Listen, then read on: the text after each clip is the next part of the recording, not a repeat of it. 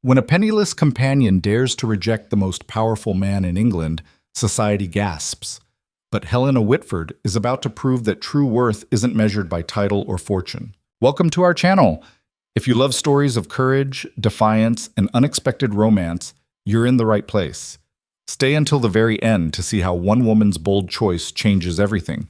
Don't forget to like this video, leave a comment telling us which city you're watching from, and subscribe for more incredible stories. The champagne flutes clinked like delicate bells throughout the Marchmont ballroom, each crystalline note a reminder of wealth. Helena Whitford would never possess. She sat rigidly in her chair against the damask-papered wall, her gray dress, the only one she owned suitable for such occasions, blending into the shadows as perfectly as she'd learned to blend into the background of other people's lives. "Helena, do try not to look so dreadfully serious," Lady Peton hissed, leaning close enough that Helena could smell the violet water she'd doused herself in. "Your face alone could curdle the champagne. Remember, you are here as my companion, a reflection of my generosity. The least you could do is appear grateful." Helena swallowed the retort that burned on her tongue. Grateful. She was always supposed to be grateful. Grateful for the pittance Lady Peton paid her. Grateful for the threadbare room in the servants' quarters. Grateful for these rare invitations to balls where she could sit in the corner like a potted plant, watching the glittering world spin without her. "Yes, Lady Peton," Helena murmured, the words automatic after 3 years of service. Lady Peton sniffed with satisfaction and rustled away in a cloud of peach silk and self-importance, leaving Helena alone once more. The orchestra struck up a waltz, and Helena watched couples swirl across the polished marble floor like confections in a music box. She'd long ago stopped imagining herself among them. That kind of dreaming was a luxury she couldn't afford. "Is this seat taken?" Helena's head snapped up so quickly her neck protested. Standing before her was a man whose very presence seemed to draw the light toward him, or perhaps away from everything else. Tall, broad-shouldered, with dark hair swept back from a face that could have been carved from marble, if not for the sharp intelligence in his storm-gray eyes. His evening clothes were impeccably tailored, the kind of casual perfection that came only with extraordinary wealth and a valet who understood his craft. Helena's voice caught. She knew who he was. Everyone knew who he was.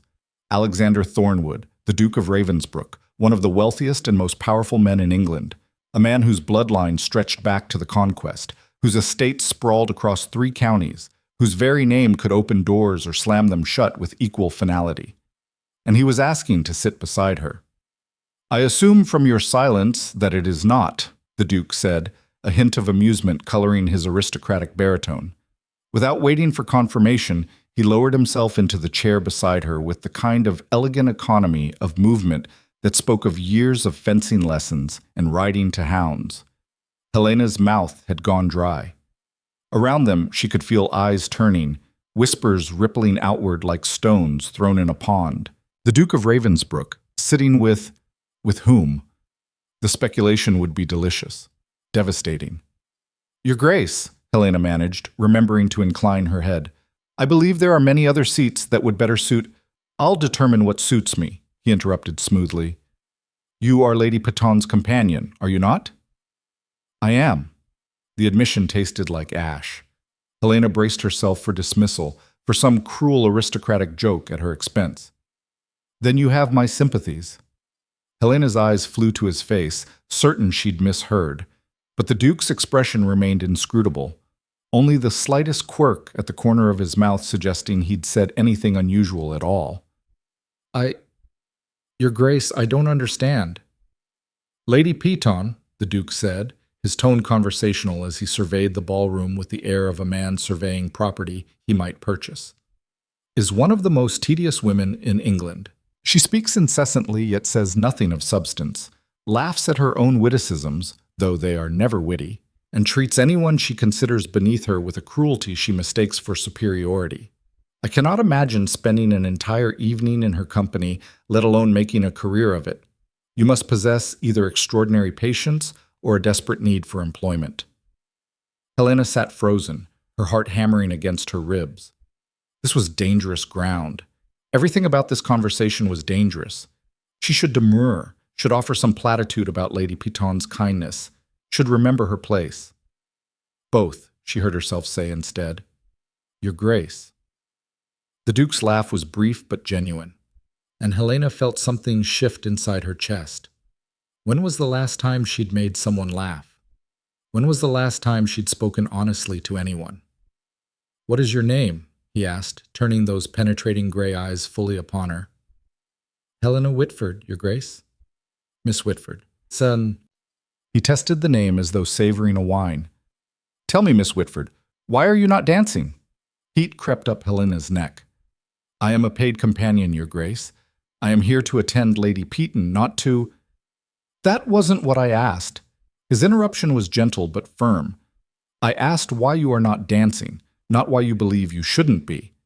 Helena's fingers tightened on the fan in her lap, a cast-off from Lady Peton that she'd been allowed to keep.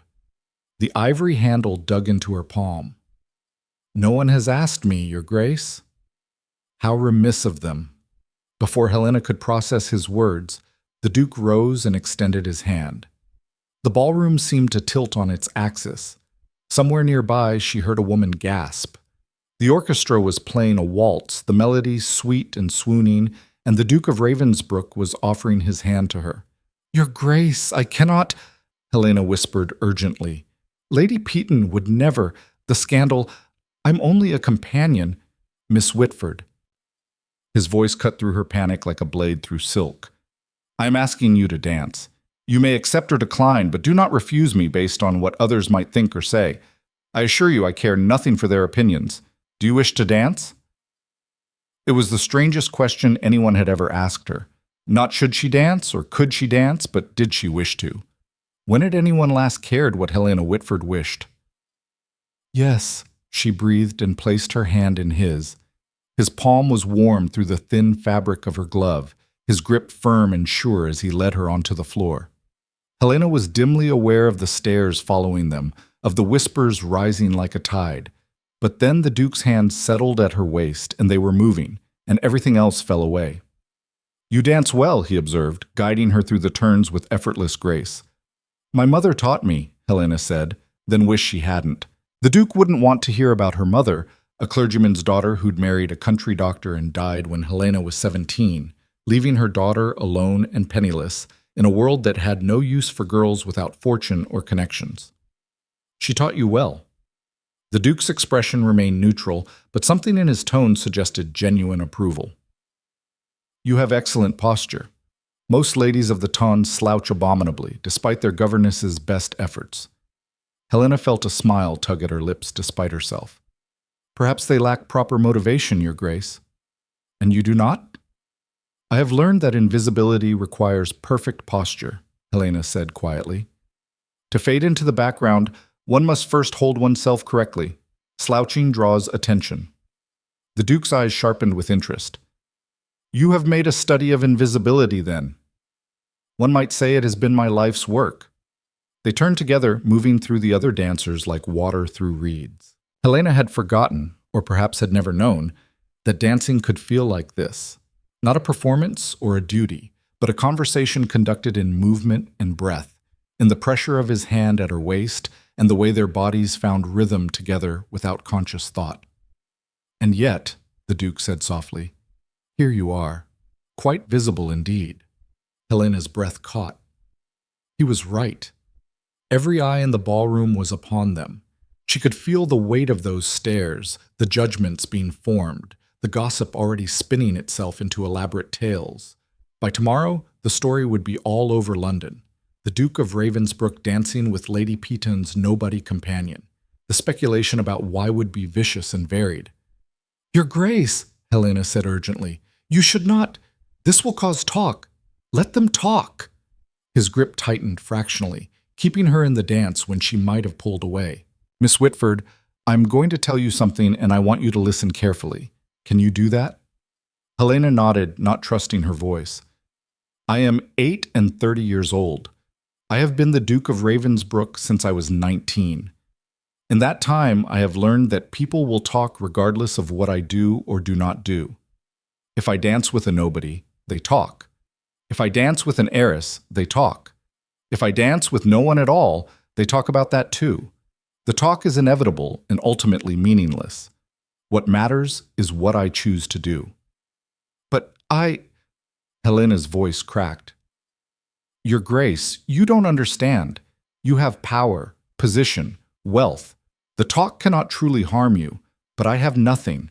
When this dance ends, I will return to Lady Peton's household, and she will make me pay for this moment of what? The Duke prompted when she faltered. Of being seen, Helena whispered.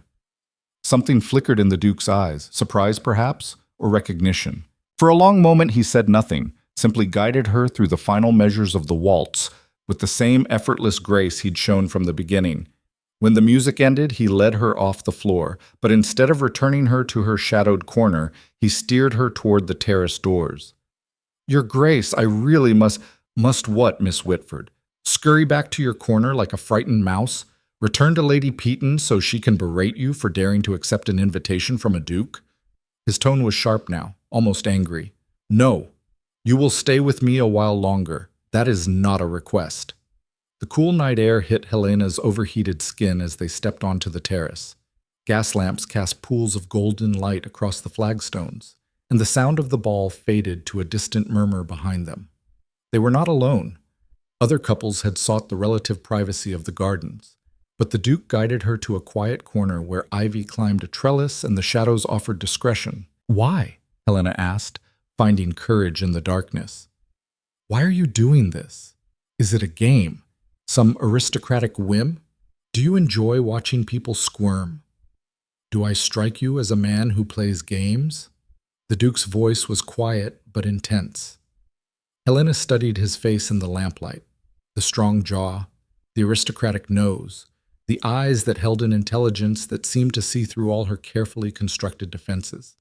No, she admitted, but that only makes this more confusing. Men like you do not notice women like me, Your Grace. We are part of the furniture, the wallpaper, You are not wallpaper, he interrupted.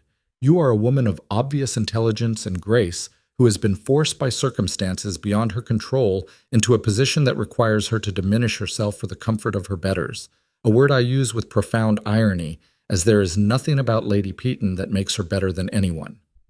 Helena's throat tightened. She wanted to look away from the intensity of his gaze, but found she couldn't. Why do you care? Because, the Duke said slowly, as though working out the answer as he spoke, I have spent the past 2 hours at that tedious ball watching an endless parade of young women and their even more tedious mothers fawn over me, simper at me, bat their eyelashes, and display their accomplishments like horses at auction. Every one of them wants something from me, my title, my wealth, my name. Every conversation is a calculation, every smile a strategy. And then I saw you, sitting in the shadows, wanting nothing, expecting nothing, simply existing. Do you have any idea how rare that is? I'm sure many people would be happy to be ignored by fortune hunters if they possessed your advantages, Helena said dryly. The Duke's mouth twitched. Are you always this tart-tongued with your betters, Miss Whitford? Only when they corner me on terraces and demand explanations, Helena replied, then immediately regretted it. This was exactly the kind of insolence that would get her dismissed, But the Duke was laughing again, that same brief, genuine sound that seemed to surprise him as much as it did her. Remarkable, he murmured, truly remarkable. Your Grace, I must return inside before... Before what? Before Lady Peton discovers you absent and flies into a fury? Before the gossips add terrace rendezvous to their already lurid tales? He shook his head. Miss Whitford, whether we return now or in an hour, the damage, if you wish to call it that, is already done. The moment I asked you to dance, you became the subject of speculation. There is no undoing it now. Horror washed over Helena in a cold wave. He was right. Lady Peton would be incandescent with rage. She would view Helena's dance with the Duke as a betrayal, an attempt to rise above her station, a grab for attention that should rightfully belong to Lady Peton's own marriageable niece, a vapid girl named Constance, who had all the personality of a particularly dim sheep. I'll be dismissed, Helena said quietly. She'll turn me out without a reference.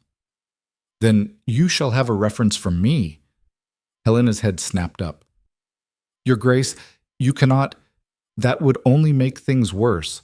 A reference from you would imply, people would think that I seduced you, installed you as my mistress, engaged in some sordid affair. The Duke's tone was matter-of-fact. People will think that regardless, Miss Whitford. At least this way you would have employment. No respectable household would hire me with that cloud over my head, Helena said bitterly. You may be able to weather scandal, Your Grace, but I cannot. For men of your station, a ruined reputation is an inconvenience. For women of mine, it is death. Silence fell between them, broken only by the distant strains of music and the murmur of other couples in the garden. The Duke stood very still, his expression unreadable, but Helena could sense something shifting in him, some calculation being made. Then marry me, he said. The world stopped. Helena was certain she'd misheard. She must have misheard. The Duke of Ravensbrook could not possibly have just proposed marriage to her on a terrace after one dance and a 10-minute acquaintance. I beg your pardon? She managed. Marry me, he repeated, his tone as casual as if he were discussing the weather. It would solve your problem quite neatly. As my Duchess, you would never again have to endure the whims of someone like Lady Peton. You would have security, position, comfort, and I would have a wife who does not bore me to tears with insipid conversation about the latest fashions or the newest gossip. Helena felt hysterical laughter bubbling up in her chest. Your Grace, you cannot be serious. I assure you, I am entirely serious. He studied her with those penetrating gray eyes. I am 38, and my family has been hounding me to marry for the past decade. Every season brings a fresh crop of debutantes and their calculating mothers, all of whom see me as nothing more than a title and a fortune. I have no interest in a love match. I consider romantic love to be a fiction created by poets with too much time on their hands. What I need is a wife who is intelligent enough to manage a household, composed enough to handle society functions, and honest enough not to pretend affection she does not feel. You meet all those criteria. Helena stared at him, trying to process words that made no sense strung together in that order. A proposal. The Duke of Ravensbrook was proposing to her, but not a real proposal, not a declaration of love or even affection. A business arrangement, a transaction. You don't know me, she said faintly. I know enough. You are well-spoken, well-mannered, and possess the kind of quiet dignity that comes from genuine character rather than careful breeding.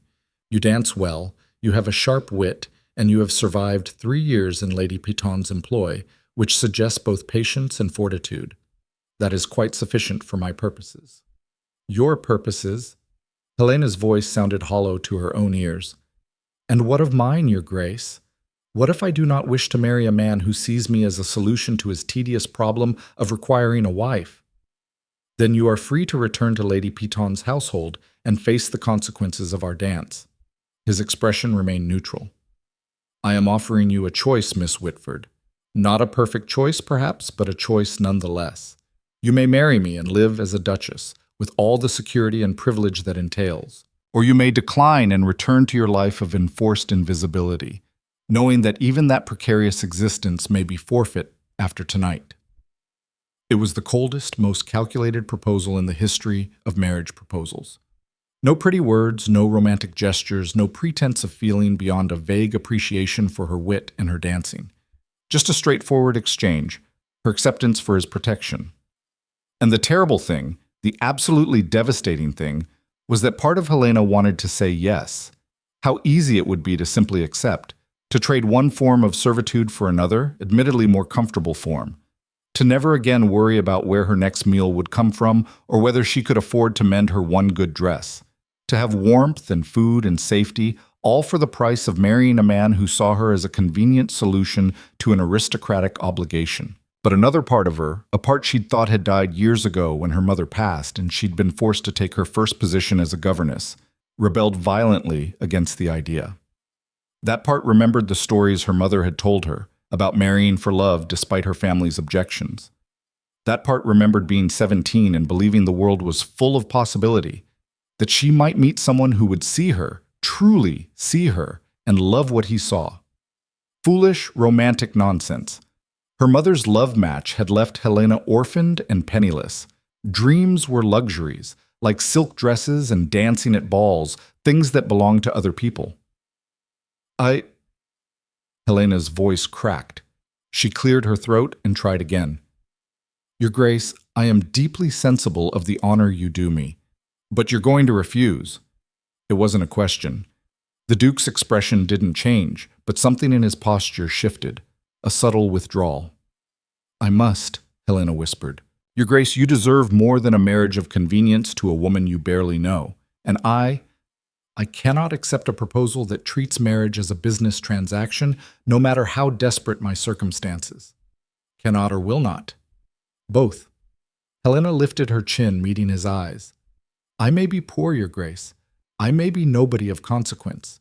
But I will not marry without at least the possibility of affection, of respect, of something more than mutual convenience. The Duke was silent for a long moment, studying her with an intensity that made her skin prickle. Then, to her utter shock, he smiled, a real smile that transformed his austere features into something almost warm. Remarkable, he said again. Do you know, Miss Whitford, you are the first woman to ever refuse me anything?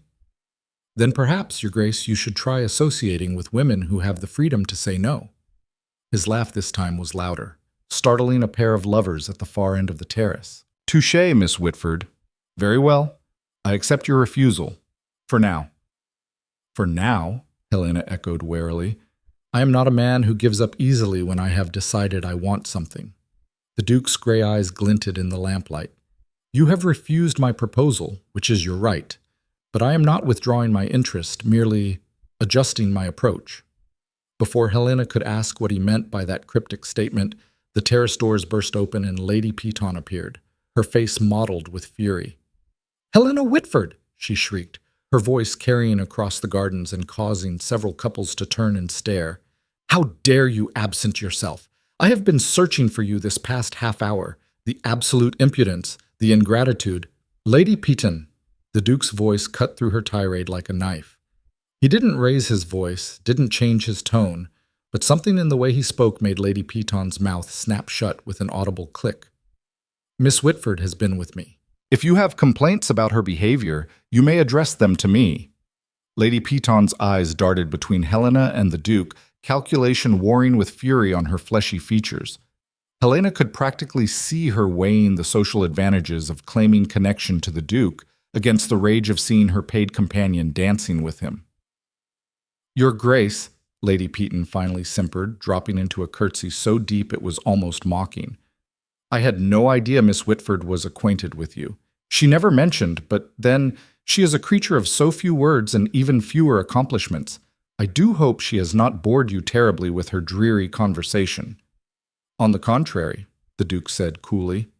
I found Miss Whitford's conversation to be the only interesting discourse I've enjoyed all evening. In fact, I've invited her to call upon my sister, the Duchess of Rothwell, tomorrow afternoon. You can spare her for a few hours, I trust? It wasn't a question, and they all knew it. Lady Peton's smile became fixed, her eyes glittering with barely suppressed rage. Of course, Your Grace. How very kind of you to take an interest in my humble companion. Indeed. The Duke turned to Helena and executed a perfect bow. Miss Whitford, I shall send my carriage for you at 2 o'clock tomorrow. Please do not keep my sister waiting. She detests unpunctuality. Helena could only nod, her voice lost somewhere in the chaos of emotion swirling through her chest. The Duke smiled at her again, that same small, private smile, then nodded curtly to Lady Peton and strode back into the ballroom. The moment he was out of earshot, Lady Peton's hand clamped around Helena's arm, hard enough to bruise. You scheming little wretch, she hissed, her breath hot and sour against Helena's cheek. Did you think I wouldn't notice you throwing yourself at him? Did you think you could use my invitation to advance yourself? I did not. Helena tried to pull away, but Lady Peton's grip only tightened. Do not lie to me. I saw you dancing with him, saw you disappear onto the terrace like a common... She broke off, glancing around to ensure no one was near enough to hear. You have made a fool of me, Helena. The Duke may have taken your part tonight, but do not think for one moment that it means anything. Men like him do not marry women like you. They use them and discard them, and tomorrow when his interest has waned, you will find yourself without employment and without reputation." Helena felt something cold and hard settle in her chest. Lady Peton was right about one thing: the Duke's interest would fade. It had to. Men like him didn't marry women like her. Not really. His proposal had been an aberration, a momentary whim brought on by her novelty. By tomorrow, he would have forgotten her entirely. "Come," Lady Peton snapped, releasing Helena's arm and sweeping toward the ballroom. "We are leaving. I will not stay another moment at a ball where my own companion has humiliated me." Helena followed silently, her arm throbbing where Lady Peton had gripped it. Around them she could feel the stares, hear the whispers. The story of her dance with the Duke had spread through the ballroom like wildfire, and now everyone was watching to see what would happen next. She kept her eyes down, her shoulders back, slipping back into the invisibility that had protected her for so long. But even as she made herself small and quiet and forgettable, she could feel something different inside her. Something the Duke had awakened with his questions and his unexpected proposal, with the way he had looked at her as though she mattered. It was dangerous, that feeling. Dangerous and foolish and entirely impractical. By tomorrow, Lady Peton would have found a way to punish her for tonight's transgression. By tomorrow, the Duke would have moved on to other concerns. By tomorrow, everything would return to the way it had always been. But tonight, just for tonight, Helena Whitford had danced with a Duke. She had refused a proposal of marriage from one of the most powerful men in England. She had chosen herself over security, pride over pragmatism. And as she climbed into Lady Peton's carriage and settled in for a lecture that would likely last the entire ride home, Helena allowed herself the smallest of smiles. She had been seen. For one brief, shining moment, she had been truly, undeniably seen, and no amount of Lady Peton's fury could take that away from her. The carriage ride back to Lady Peton's townhouse was exactly as hellish as Helena had anticipated. Lady Peton's voice rose and fell in waves of recrimination, each word sharper than the last, until Helena felt flayed raw by the relentless assault. "Absolute disgrace!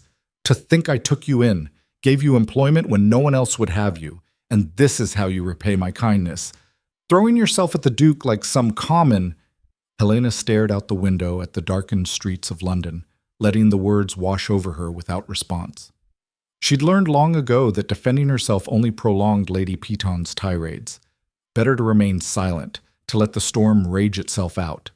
But silence, she discovered, was no longer the refuge it had once been. "Are you even listening to me?" Lady Peton shrieked, her gloved hand striking the seat beside Helena hard enough to make her jump. "Look at me when I'm speaking to you!" Helena turned her head slowly, meeting Lady Peton's furious gaze with a calmness she didn't quite feel. In the dim light of the carriage lamps, her employer's face was mottled with rage, her carefully curled ringlets beginning to fray at the edges, giving her the appearance of a particularly vicious sheepdog. "I am listening, Lady Peton," Helena said quietly. "Then explain yourself. What did you say to him? What lies did you tell to make him single you out?" "I said nothing that wasn't true." Helena kept her voice level despite the anger beginning to simmer in her own chest. "The Duke asked me to dance. I accepted. That is all." "That is not all." Lady Peton leaned forward, her breath coming in short, furious gasps. "He invited you to call upon the Duchess of Rothwell. Do you understand what that means? The scandal, the gossip, the speculation about what you've done to earn such attention." "I've done nothing improper." "Nothing improper?" Lady Peton's laugh was ugly. "You monopolized one of the most eligible bachelors in England for nearly an hour. You made a spectacle of yourself, and by extension, of me. My own companion, fawning over a duke like some desperate—" "I was not fawning," Helena interrupted, and the sharpness in her own voice startled them both. "The Duke initiated our conversation. I did not seek his attention, nor did I encourage it beyond basic courtesy." Lady Peton's eyes narrowed to slits. "You forget yourself, Helena. You are my employee, my property in all but name. When you make a fool of yourself, you make a fool of me, and I will not tolerate it." The word property struck Helena like a physical blow. Was that truly how Lady Peton saw her? Not as a person, not even as a servant with her own thoughts and feelings, but as property? Something to be owned and controlled and punished when it stepped out of line? I am not your property, Helena said, each word deliberate and clear. I am your employee, and there is a difference. The slap came so quickly, Helena had no time to react. One moment she was speaking, the next her cheek was exploding with pain, her head snapping to the side from the force of the blow. Stars burst behind her eyes, and she tasted blood where her teeth had cut the inside of her mouth. "You insolent creature," Lady Peton hissed. "How dare you speak to me that way, after everything I've done for you?" Helena slowly turned her head back, pressing her hand to her stinging cheek. Through the ringing in her ears, she heard Lady Peton continuing to speak, but the words no longer mattered. Something had broken inside Helena, or perhaps more accurately, something had finally, irrevocably snapped into place. She would not go back. Could not go back. Not to the quiet servitude, the enforced invisibility, the constant erosion of her dignity in exchange for a roof over her head and 3 meager meals a day. The Duke had shown her something tonight. Not just kindness, but the possibility that she might be worth more than this. That she might deserve more. Even if his proposal had been cold and calculated, even if it had been nothing more than a practical solution to his need for a wife, he had at least seen her as a person capable of making her own choices. He had offered her agency, however limited. Lady Peton had only ever offered her chains. "You will not attend the Duchess tomorrow," Lady Peton was saying, her voice calmer now, but no less venomous. "I will send word to the Duke's household that you are unwell, and you will spend the next week confined to your room, reflecting on your behavior and the consequences of ungratitude." Helena lowered her hand from her cheek. "No." The single word fell into the carriage like a stone into still water, creating ripples of shocked silence. "What did you say?" Lady Peton's voice was dangerously quiet. "I said no." Helena met her employer's gaze steadily. "I will attend the Duchess tomorrow at 2:00, as the Duke requested, and when I return, I will pack my belongings and leave your household." Lady Peton's mouth opened and closed soundlessly, like a fish gasping for air. "You cannot be serious. Leave? To go where? You have no family, no fortune, no references. Do you think anyone else will employ you after tonight's display?" "I don't know," Helena admitted, "but I would rather face uncertainty alone than remain here another day." "You foolish, foolish girl!" Lady Peton's voice had gone cold now, all the heat of her earlier rage crystallizing into something harder and more dangerous. "You think the Duke will save you? You think his invitation means anything more than a passing amusement? He is a duke, Helena. You are nobody, less than nobody. He will tire of you within a week, and when he does, you will find yourself on the streets with nowhere to turn." "Perhaps," Helena said quietly, "but that will be my choice, my consequence to face, not yours." The carriage pulled to a stop in front of Lady Peton's townhouse. Without waiting for the footman, Helena opened the door herself and stepped down into the cool night air. Her cheeks still throbbed, and she could feel it beginning to swell, but the pain felt distant, almost unreal. Lady Peton followed her into the house, her movements stiff with barely controlled fury. The butler, an elderly man named Parsons, who had always been kind to Helena in small, silent ways, took one look at her face, and his expression tightened with disapproval. "Miss Whitford, shall I fetch you some ice?" he asked quietly. "That won't be necessary, Parsons," Lady Peton snapped before Helena could respond.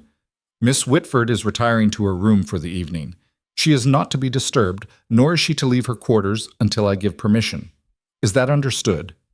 Parsons's jaw tightened. "My lady, if Miss Whitford is injured—" "I said it is not necessary!" Lady Peton whirled on the butler, her voice rising to a shriek. "You will follow my orders, Parsons, or you will find yourself seeking employment elsewhere." Helena laid a gentle hand on Parsons's arm. "It's all right," she said softly. "I'll be fine. Thank you for your concern." She climbed the stairs to the servants' quarters, feeling the weight of the evening settling over her shoulders like a sodden cloak. Her room was small and cold, barely large enough for the narrow bed and rickety washstand that constituted her only furniture. But it had been hers, her one small claim to privacy and safety. Tomorrow, it would no longer even be that. Helena sat on the edge of the bed and finally allowed herself to feel the full magnitude of what she'd done. She had defied Lady Peton, she had announced her intention to leave, and she had absolutely no plan for what would come after. The Duke's proposal flickered through her mind, that cold, calculated offer of marriage. She had refused it on principle, on pride, on the stubborn belief that she deserved more than a loveless arrangement. But had she been foolish? Should she have accepted the security he offered, even if it came without affection? No. Even now, facing an uncertain future with nothing but the clothes on her back, Helena couldn't regret her refusal. She had seen too many women accept marriages of convenience, only to spend their lives as beautifully dressed prisoners, smiling through their misery. She would not become one of them, no matter the cost. A soft knock at her door startled her from her thoughts. Before she could respond, the door cracked open and a housemaid named Annie slipped inside, carrying a basin of water and a clean cloth. "Parsons sent me," Annie whispered, her eyes wide with concern as she took in Helena's swollen cheek. "Oh, miss, what did she do to you?" "It's nothing, Annie. Just a disagreement." "Nothing?" Annie set the basin down and wrung out the cloth with practiced efficiency. "Miss, begging your pardon, but your face is going to bruise something awful. Here, let me—" Helena submitted to Annie's gentle ministrations, the cool cloth soothing against her heated skin. The young maid worked in silence for a moment before speaking again, her voice barely above a whisper. "Is it true, miss, what they're saying below stairs? That the Duke of Ravensbrook danced with you?" "Yes," Helena said simply. Annie's hands stilled. "And is it true he invited you to call on his sister tomorrow?" "Yes." "Then you should go, miss." Annie's voice was urgent now. "You should go, and you shouldn't come back to this house. Lady Peton, she's not right in the head when she gets angry like this. I've seen her dismiss girls for less than what you've done. If you come back here after seeing the Duchess, she'll make your life hell until you break." "I know." Helena took the cloth from Annie's hands and pressed it against her own cheek. "I'm leaving tomorrow, after I return from the Duke's residence. I won't be coming back." Annie's eyes filled with tears. "Where will you go?" "I don't know yet." Helena tried to smile, but her swollen face made it difficult. "But anywhere is better than here." After Annie left, Helena lay awake in the darkness, listening to the sounds of the house settling around her. Somewhere below, she could hear Lady Peton's voice raised in anger, berating some other unfortunate servant. The familiar sounds that had formed the backdrop of her life for 3 years now felt alien, as though she were already a stranger in this place. Sleep, when it finally came, was fitful and full of dreams she couldn't quite remember upon waking. The morning brought no reprieve. Lady Peton had clearly spent the night plotting her revenge, because when Helena came downstairs for breakfast, a meal she normally took in the kitchen with the other servants, she found herself barred from the room by Mrs. Crawford, the housekeeper. "Lady Peton's orders," Mrs. Crawford said, though she couldn't quite meet Helena's eyes. "You're to remain in your room until the Duke's carriage arrives. Your meals will be brought up to you." Helena nodded and turned to go back upstairs, but Mrs. Crawford's voice stopped her. "Miss Whitford." The housekeeper's voice was barely above a whisper. "Whatever you're planning, be careful. Lady Peton has powerful friends, and she doesn't forgive slights easily." "Thank you for the warning, Mrs. Crawford." Back in her room, Helena took stock of her meager possessions. 2 dresses besides the gray one she'd worn to the ball, a worn shawl, a few undergarments, all carefully mended, a small collection of books, gifts from her mother that she'd somehow managed to keep through all her years of service, her mother's wedding ring, which Helena wore on a chain around her neck, hidden beneath her dress. It wasn't much, but it was hers. At precisely 2 o'clock, Parsons knocked softly on her door. "Miss Whitford, the Duke's carriage has arrived." Helena gathered her shawl around her shoulders and descended the stairs one last time. Lady Peton was waiting in the entrance hall, her expression carefully neutral now that there were ducal servants to witness her behavior. "Remember, Helena," she said sweetly, though her eyes glittered with malice, "you represent my household during this visit. Do try not to embarrass me further." Helena said nothing, simply walked past her employer and out the door to where a magnificent carriage waited, the Ravensbrook crest gleaming on its door. A footman in pristine livery helped her inside. And as the carriage pulled away from Lady Peton's townhouse, Helena allowed herself one last look back. She would never set foot in that house again. The Duchess of Rothwell's residence was a palatial mansion in Mayfair that made Lady Peton's townhouse look like a cottage by comparison. Helena's stomach churned with nerves as the footman helped her down from the carriage and led her up the marble steps to the imposing front door. A butler with silver hair and a kind face greeted her in the entrance hall. "Miss Whitford, Her Grace is expecting you in the drawing room. Please, follow me." The drawing room was a symphony of elegant taste: cream walls, gilt-framed paintings, furniture upholstered in rich fabrics. And standing by the window, silhouetted against the afternoon light, was a woman who could only be the Duchess. She turned as Helena entered, and Helena's first thought was that she looked nothing like her brother. Where the Duke was all dark intensity, the Duchess was fair and delicate, with golden hair artfully arranged and blue eyes that sparkled with curiosity. She was perhaps 30 years old and radiantly beautiful in a way that seemed effortless. "Miss Whitford!" The Duchess crossed the room with surprising speed and seized both of Helena's hands in hers. "How wonderful to finally meet you. Alexander has told me so much about—" She broke off abruptly, her eyes widening as she took in Helena's face. "Good heavens, what happened to your cheek?" Helena's hand flew self-consciously to her face, where the bruise had darkened overnight to a mottled purple. "It's nothing, Your Grace. A minor accident." "That is not a minor accident." The Duchess's voice had gone sharp. "That is a handprint. Someone struck you." She turned to the butler, who had remained discreetly near the door. "Morrison, fetch my brother immediately. Tell him it's urgent." "Your Grace, please, I don't wish to trouble the Duke." "Nonsense. You are already troubled, clearly." The Duchess guided Helena to a settee and sat beside her, her expression a mixture of concern and fury. "Tell me what happened. And please don't insult my intelligence by claiming you walked into a door." Something about the Duchess's directness, so different from the calculating cruelty of Lady Peton, broke through Helena's careful composure. Before she quite knew what she was doing, the whole story came tumbling out. The ball, the dance, the Duke's unexpected proposal, her refusal, and Lady Peton's violent response. The Duchess listened without interruption, her expression growing progressively darker. When Helena finally finished, the Duchess sat back and let out a long breath. "That woman should be horsewhipped," she said flatly. "Striking an employee? It's monstrous.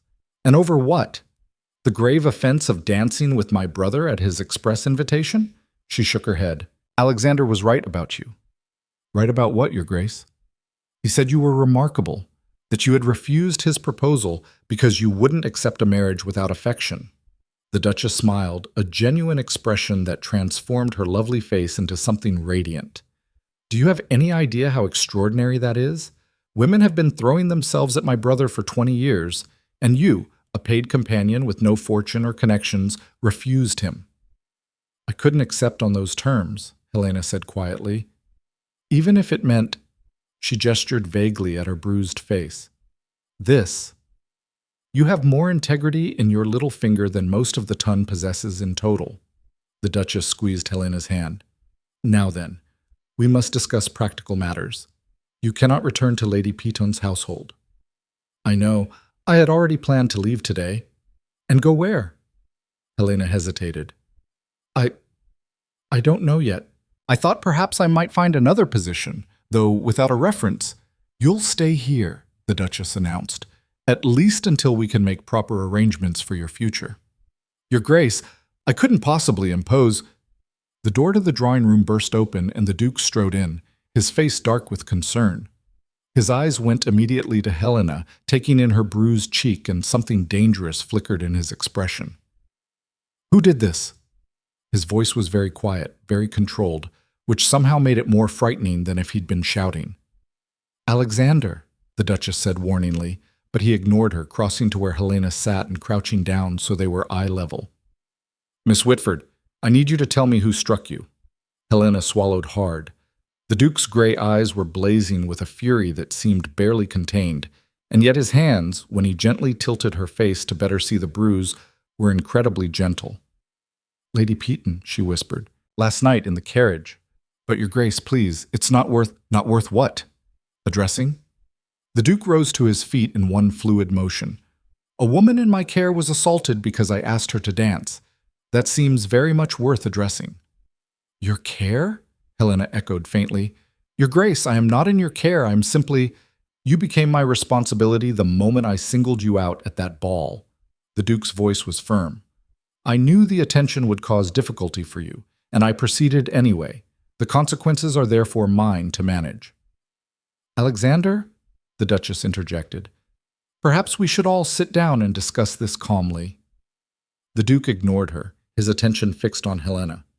"Did you truly plan to leave Lady Peton's household with no position to go to, no references, no prospects?" "I had no choice," Helena said, lifting her chin despite the way it made her bruised cheek throb. "I could not stay there another day."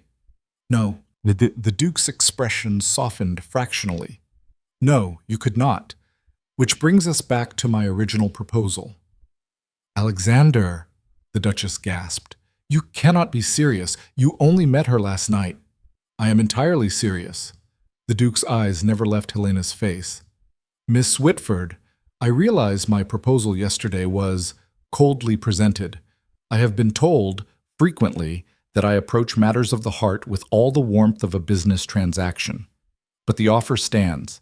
Marry me, and you will never again have to fear dismissal or violence or the whims of someone like Lady Peton." Helena's heart hammered against her ribs.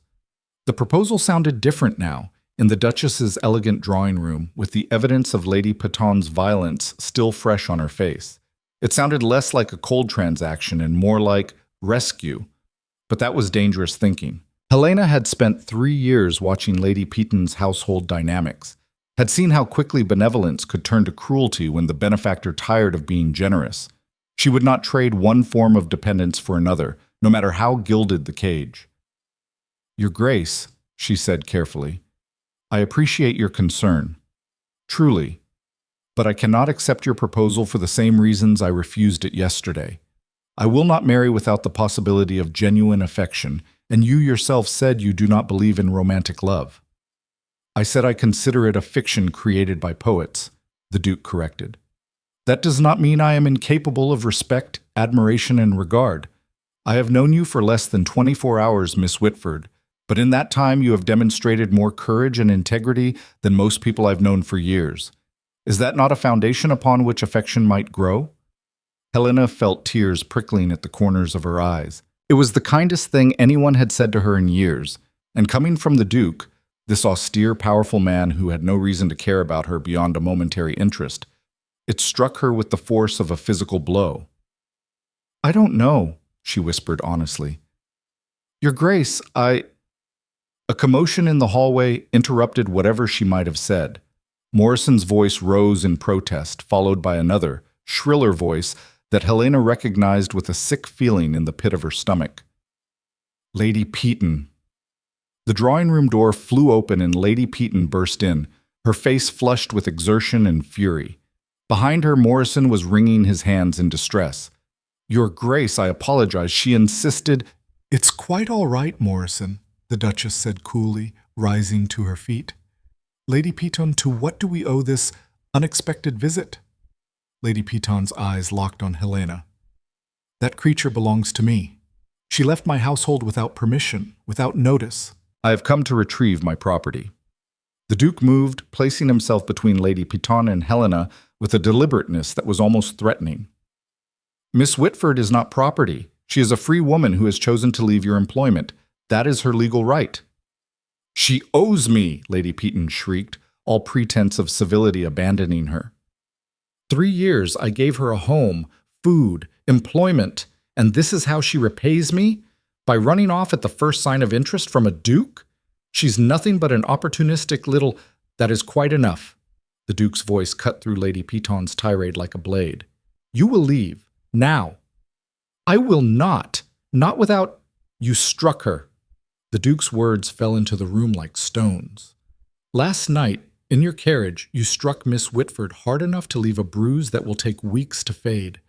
That is assault, Lady Peton, a crime for which you could be prosecuted." Lady Peton's face went white, then red. "She's lying. I never—" "I can see the evidence on her face," the Duke said coldly. and I'm quite certain your own servants would testify to your violent temper if pressed. Now, you have two choices. You can leave quietly, or I can have you removed and ensure that every drawing room in London knows exactly why Miss Whitford left your employ. I suspect your social standing would not survive such a scandal." The threat hung in the air between them. Lady Peton's mouth opened and closed soundlessly, her gaze darting between the Duke, the Duchess, and Helena. Finally, she drew herself up with what dignity she could muster. "You will regret this," she hissed at Helena. "Both of you. The Duke may protect you now, but his interest will fade, and when it does, you'll find yourself with nowhere to turn. No one will employ a woman who whores herself to The Duke took one step forward, and whatever Lady Peton saw in his face made her stumble backward, her words dying in her throat. "Leave," he said softly, "before I forget myself entirely." Lady Peton fled, and the room fell into shocked silence. Helena sat frozen on the settee, trembling with reaction. The Duchess moved to her side, wrapping an arm around her shoulders.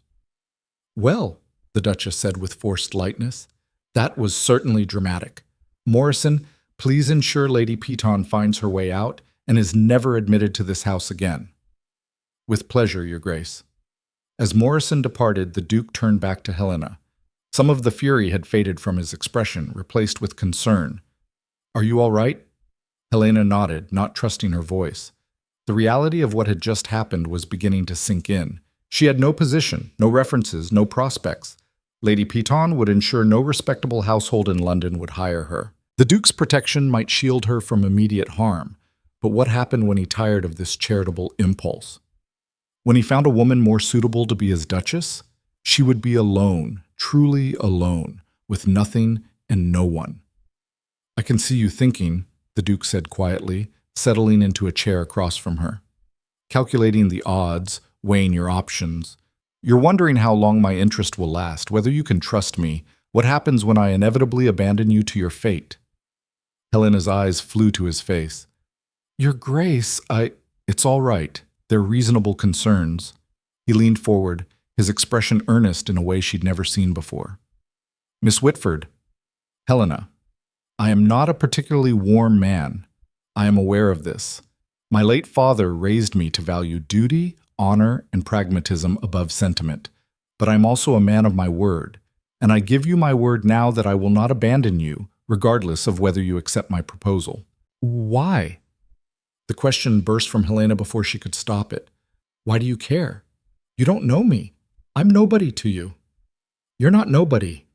The Duke's gray eyes held hers with an intensity that made her breath catch. "You're a woman of remarkable courage who refused a proposal from a duke because your principles meant more to you than security. Do you have any idea how rare that is? How extraordinary?" "It was foolish, Helena whispered. "Practical people would say I was a fool to refuse you." "Then thank heavens you're not practical." A small smile tugged at the corner of the Duke's mouth. "The world has enough practical people, Helena. What it needs is more people brave enough to choose their own path, consequences be damned." Helena felt something crack inside her chest, some hard shell she'd built around her heart over years of servitude and invisibility. Tears spilled down her cheeks before she could stop them, and the Duke produced a handkerchief with startling efficiency. "I'm sorry," she gasped.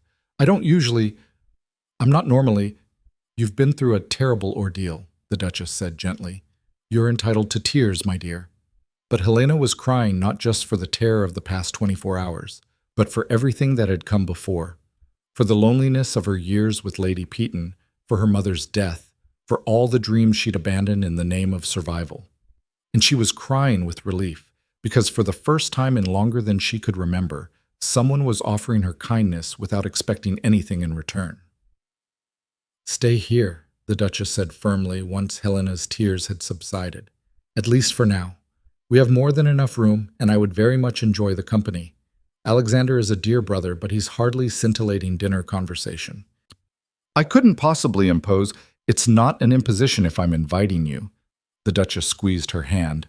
"Please, Helena, say yes, at least until we can determine what you'd like to do next."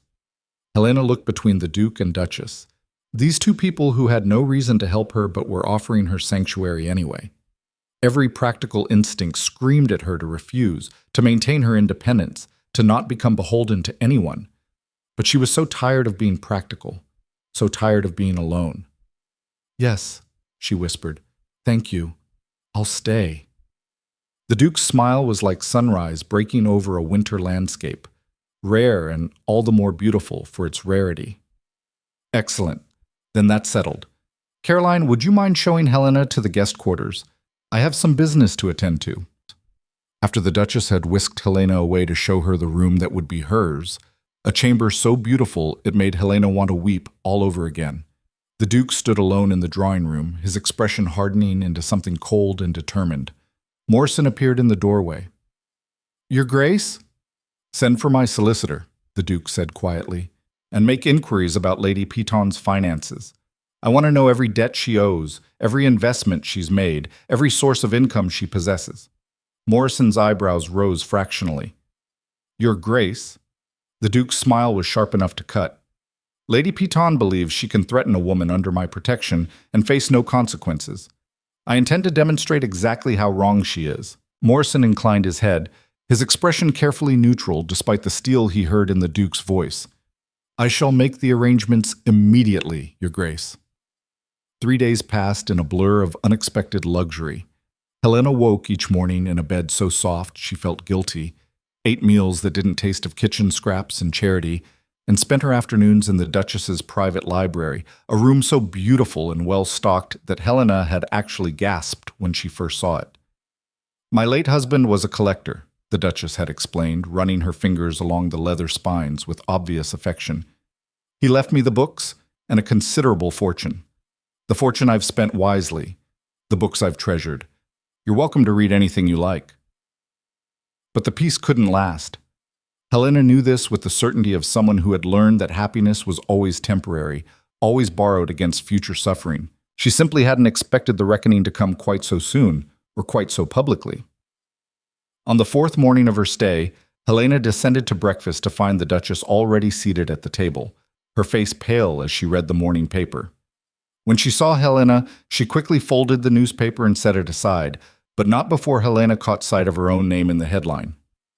"What is it?" Helena asked, her stomach dropping. "What does it say?" "Helena, perhaps you should sit down first." "Please." Helena crossed to the table and held out her hand. "I'd rather know." The Duchess handed over the paper with visible reluctance. Helena's hands trembled as she unfolded it and began to read. Scandal in Mayfair. Duke's mystery companion revealed to be disgraced governess. The article that followed was a masterwork of character assassination. It claimed that Helena had been dismissed from 3 previous positions for inappropriate behavior with male members of the household. It suggested that she had deliberately cultivated the Duke's interest as part of a calculated scheme to trap him into marriage. It hinted, with the kind of careful phrasing that avoided outright libel, that she was little better than a prostitute, using her feminine wiles to prey upon wealthy men. Every word was a lie, but it was written with such conviction, such carefully constructed detail, that Helena could see how readers might believe it. Lady Peton had done her work well. "It's not true," Helena whispered, though her voice sounded hollow, even to her own ears. "None of it is true. I was never a governess. I went straight into service as a companion when my mother died. And I would never, I know." The Duchess rose and came to Helena's side, wrapping an arm around her shoulders. "Alexander knows too. We don't believe a word of it. But everyone else will." Helena set the paper down with shaking hands. This is what she meant. When Lady Peton said I would regret defying her, she's destroyed my reputation completely. No one will believe my denials against such specific accusations. My brother has excellent solicitors. Solicitors can't undo this kind of damage. Helena's laugh was bitter. "Don't you see? It doesn't matter if the accusations are false. The mere suggestion of impropriety is enough to ruin a woman." "I'm finished." She stood abruptly, needing to move, to escape the suffocating weight of her own destroyed future. But before she could flee the room, the door opened and the Duke strode in, his expression dark with barely controlled fury. "You've seen it," he said. It wasn't a question. "Yes." Helena lifted her chin, refusing to let him see how close she was to shattering. Your Grace, I must leave. Immediately. My presence here is damaging your reputation. I don't give a damn about my reputation. But I do. The words burst from Helena with surprising force. Your Grace, you've shown me nothing but kindness. I will not repay that kindness by dragging your name through the mud alongside mine. Lady Peton is won. Let her have her victory. Just let me go. No. The single word was implacable. The Duke crossed to where she stood and took her hands in his grip warm and firm. Helena, I told you 3 days ago that I would not abandon you. Did you think I made that promise lightly? I thought you made it before you knew the full extent of what associating with me would cost you. I knew exactly what it would cost. The Duke's gray eyes held hers with an intensity that made her breath catch. Do you think I'm naive? I've been navigating society politics since before you were born. I knew Lady Peton would retaliate. I simply hadn't anticipated she would be quite this vicious. Then you should have warned me, Helena said, pulling her hands free. You should have told me that accepting your help would paint a target on my back for every cruel gossip in London. Would you have refused my help if I had? The question stopped Helena cold. Would she have? Could she have, knowing the alternative was returning to Lady Peton's household or facing the streets alone? That's not the point, she said weakly. It's exactly the point. The Duke's voice gentled. Helena, you're not responsible for Lady Peton's cruelty. She chose to spread these lies. The blame for this lies entirely with her. The blame, perhaps, but the consequences fall on me. Helena gestured toward the discarded newspaper. On us. Your Grace, people are going to assume the worst. They're going to believe I'm your mistress? The Duke supplied the word she couldn't bring herself to say. Let them believe it. I care nothing for their opinions. But I do. Helena's voice cracked. I care because those opinions determine whether I can walk down a street without being spat upon, whether I can find employment, secure lodging, exist in society at all. You have the luxury of not caring what people think because you're a duke. I have no such luxury. Silence fell between them, broken only by Helena's ragged breathing. The Duchess had discreetly withdrawn to the far corner of the room, pretending great interest in a flower arrangement, but Helena knew she was listening to every word. You're right, the Duke said finally. I have been arrogant. I believe my position, my name, my influence would be shield enough for both of us. I didn't fully consider how differently society would treat you versus how it treats me. He paused, then continued with careful deliberation, which is why I believe the only solution is for us to marry, immediately. Helena's laugh was half hysterical. Marry? Your Grace, have you lost your mind? Marrying me now would be seen as confirmation of every vile thing written in that article. You would be ruining yourself to save me. I would be marrying the woman He stopped abruptly, as though surprised by his own words. The woman I have come to respect deeply in a very short time. The woman who refused my first proposal because it lacked affection, who walked away from security because she wouldn't compromise her principles. Helena, society may see our marriage as scandal. I see it as the only honorable course of action. Honorable? Helena shook her head. Your Grace, there is nothing honorable about a marriage built on obligation and scandal. You would come to resent me eventually. Every whisper behind your back, every cut from society, every door that closes because you chose to marry a woman accused of being a fortune-hunting whore, all of that would poison whatever regard you claim to feel for me. You underestimate me. I'm trying to protect you. The words came out as a near shout, and Helena pressed her hands to her face, trying to regain her composure. Can't you see that? You've been kind to me, kinder than anyone has been in years. And I will not repay that kindness by allowing you to destroy yourself. Before the Duke could respond, Morrison appeared in the doorway, his expression grave. Your Grace, you have visitors, Lord Ashworth and Lady Pemberton. They're quite insistent. The Duke's jaw tightened. Tell them I'm not receiving. They say they won't leave until they speak with you. Lord Ashworth mentioned something about family honor. Of course he did. The Duke turned to Helena. Lord Ashworth is my cousin and heir presumptive. Lady Pemberton is my aunt. This should be enlightening. He strode from the room before Helena could protest, and the Duchess immediately crossed to her side. "Helena, don't worry, Alexander can handle them." But Helena was already following, drawn by some masochistic need to witness the confrontation she'd caused. She reached the drawing room just as the Duke was entering and positioned herself in the hallway where she could hear without being seen. "Alexander!"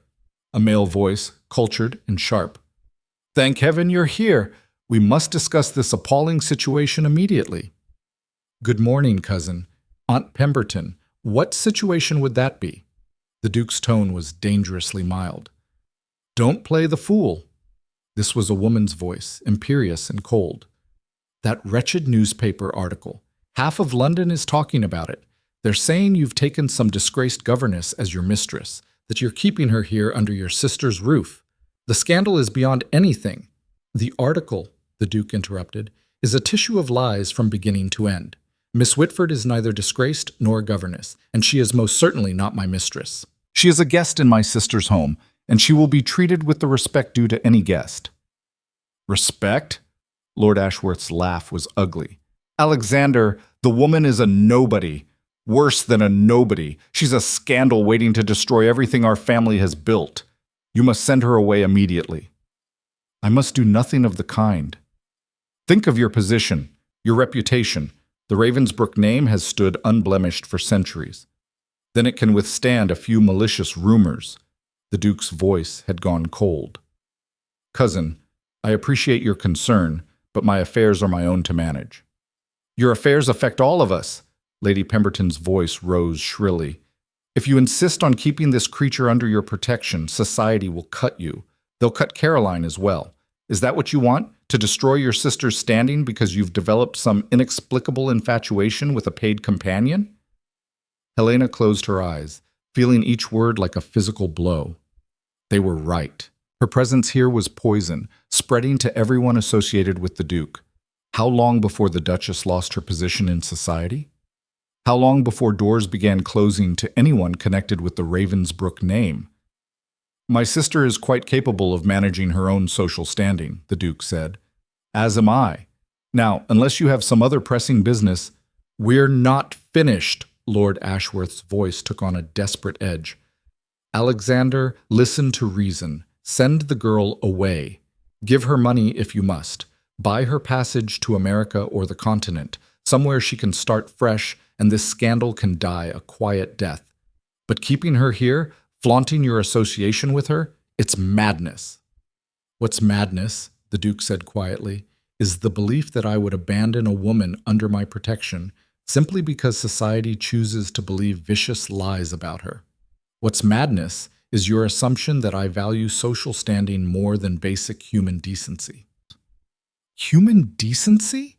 Lady Pemberton's voice dripped with scorn. "She's a social climber who deliberately entrapped you. Can't you see that?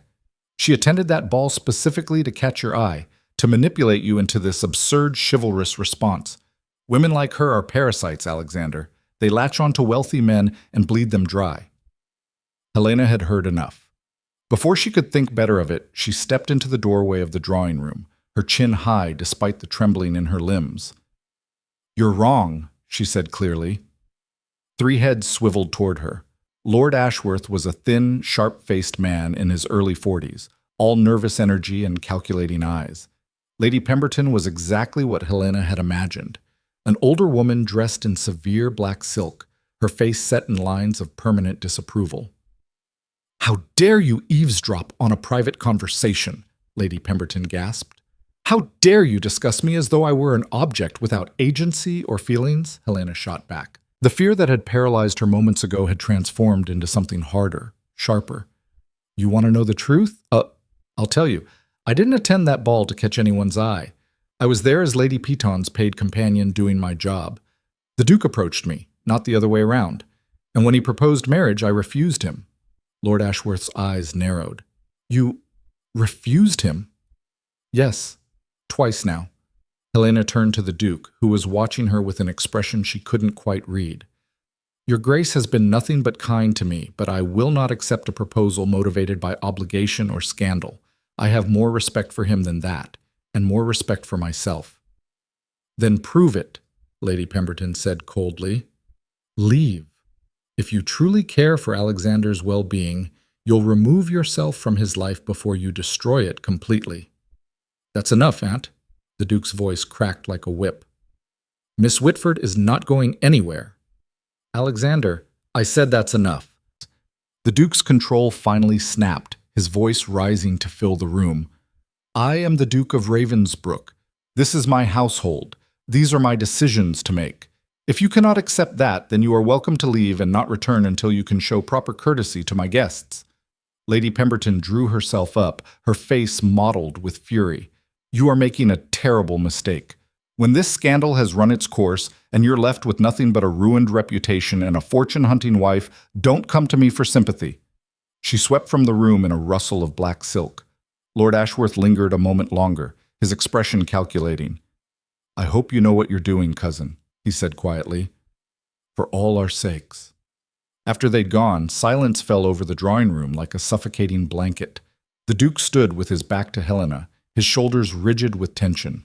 When he finally turned, his expression was carefully neutral. I apologize, he said. My family can be trying. They're right. Helena's voice was steady despite the turmoil in her chest.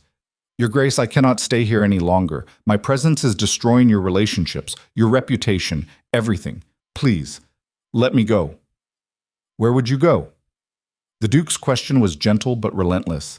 Helena, be practical. You have no position, no references, and now, thanks to that article, no hope of securing either. What exactly is your plan? I'll leave London. Go to the country. Find work as a scullery maid, a laundress, anything. There must be some place small enough, remote enough that this scandal hasn't reached. And how will you get there? How will you pay for transport, for lodging until you find work? The Duke shook his head. Helena, I admire your independence, but this isn't about pride anymore. This is about survival, and right now, the safest place for you is here. Safe? Helena's laugh was hollow. Your Grace, I feel many things here, but safe is not one of them. Every moment I stay, I put you and the Duchess at greater risk. How is that safe? Before the Duke could respond, Morrison reappeared, his expression more grave than Helena had yet seen it. Your Grace, I'm sorry to interrupt, but there's been a development. The crowd outside has grown considerably. They're demanding to see Miss Whitford. What crowd? The Duke demanded. Approximately 50 people, Your Grace. Some appear to be concerned citizens, others seem to be scandal seekers. They're calling for Miss Whitford to be turned out, claiming she's corrupting the neighborhood. Morrison hesitated. Some have brought eggs and rotting vegetables, Your Grace. Helena felt the blood drain from her face. A mob. There was a mob outside, baying for her blood like she was some kind of criminal. Bloody hell, the Duke muttered. He turned to Morrison. Send for the magistrate. Have him bring constables to disperse the crowd. Your Grace, might I suggest a different approach? Morrison's tone was carefully neutral.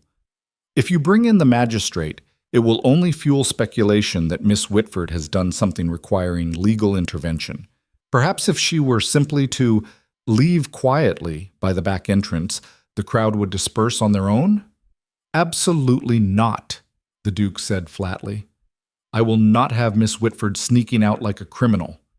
Then what do you suggest? Helena asked, hysteria creeping into her voice. That I stay here while an angry mob camps outside? That I become a prisoner in your house while you fight a battle you cannot win? I can win any battle I choose to fight. Not this one. Helena's composure finally shattered. Your Grace, can't you see? This isn't about truth or justice or honor. This is about power, and Lady Peton has more of it than I do. She has the power of reputation, of social standing, of connections. She can destroy me with a few well-placed words, and there's nothing you can do to stop it. There's one thing I can do. The Duke's voice was quiet but absolute. I can marry you. Today. Now. Make you my Duchess before witnesses, in a ceremony that cannot be disputed or annulled. Give you my name, my protection, my position. Lady Peton cannot touch a Duchess. You would be shackling yourself to a woman the world believes is a whore. Helena was shouting now, all pretense of composure abandoned. Every day for the rest of your life, people would wonder if their cruel gossip was true. They would pity you, mock you behind your back, question your judgment. Is that truly what you want? What I want, the Duke said, crossing to her and taking her face gently between his hands, is for you to be safe. What I want is to wake up knowing that Lady Peton cannot hurt you anymore, that no mob can threaten you, that you never again have to choose between your principles and your survival. If that costs me some social standing, some dinner invitations, some respect from people whose opinions I've never valued anyway, then it's a price I'm willing to pay. Helena stared up into his gray eyes, seeing the absolute certainty there, the unwavering conviction. He meant it, every word. He would marry her, scandal and all, and count the cost worthwhile. It should have made her happy, should have felt like rescue, like salvation. Instead, it felt like a different kind of trap closing around her. I can't, she whispered. Your Grace, I cannot let you sacrifice yourself for me. I would rather face that mob, rather take my chances on the streets than live the rest of my life knowing I destroyed yours. Something flickered in the Duke's expression. Hurt, perhaps, or frustration. He dropped his hands from her face and stepped back, his features settling into that familiar aristocratic mask. Very well, he said quietly. If you're determined to leave, I won't stop you. But at least let me arrange safe transport out of London, and enough money to... A tremendous crash from outside made them all jump. Through the windows, Helena could see the crowd had grown to perhaps 100 people now, and someone had thrown a rock through one of the lower windows. Glass littered the pavement, glinting in the afternoon sun. Your Grace, we must secure the house, Morrison said urgently. I'll have the staff board up the windows and... No! Helena's voice cut through the panic. No more defending me, no more sacrifices. She turned to the Duke, her decision crystallizing with sudden, terrible clarity. I'll face them. Absolutely not. It's the only way. Helena was surprised by how calm her voice sounded. Your Grace, don't you see? Running will only make things worse. They'll say I fled because the accusations were true, that I'm guilty of everything Lady Peton claimed. But if I face them, if I tell them the truth directly, they'll tear you apart, the Duke said flatly. Helena, you don't understand how vicious a London mob can be. These aren't rational people looking for truth. They're scandal seekers who want blood. Then let them have it. Helena lifted her chin. Better mine than yours. She walked toward the door before she could lose her nerve, but the Duke caught her arm. Helena, wait. Please. There has to be another way. There isn't.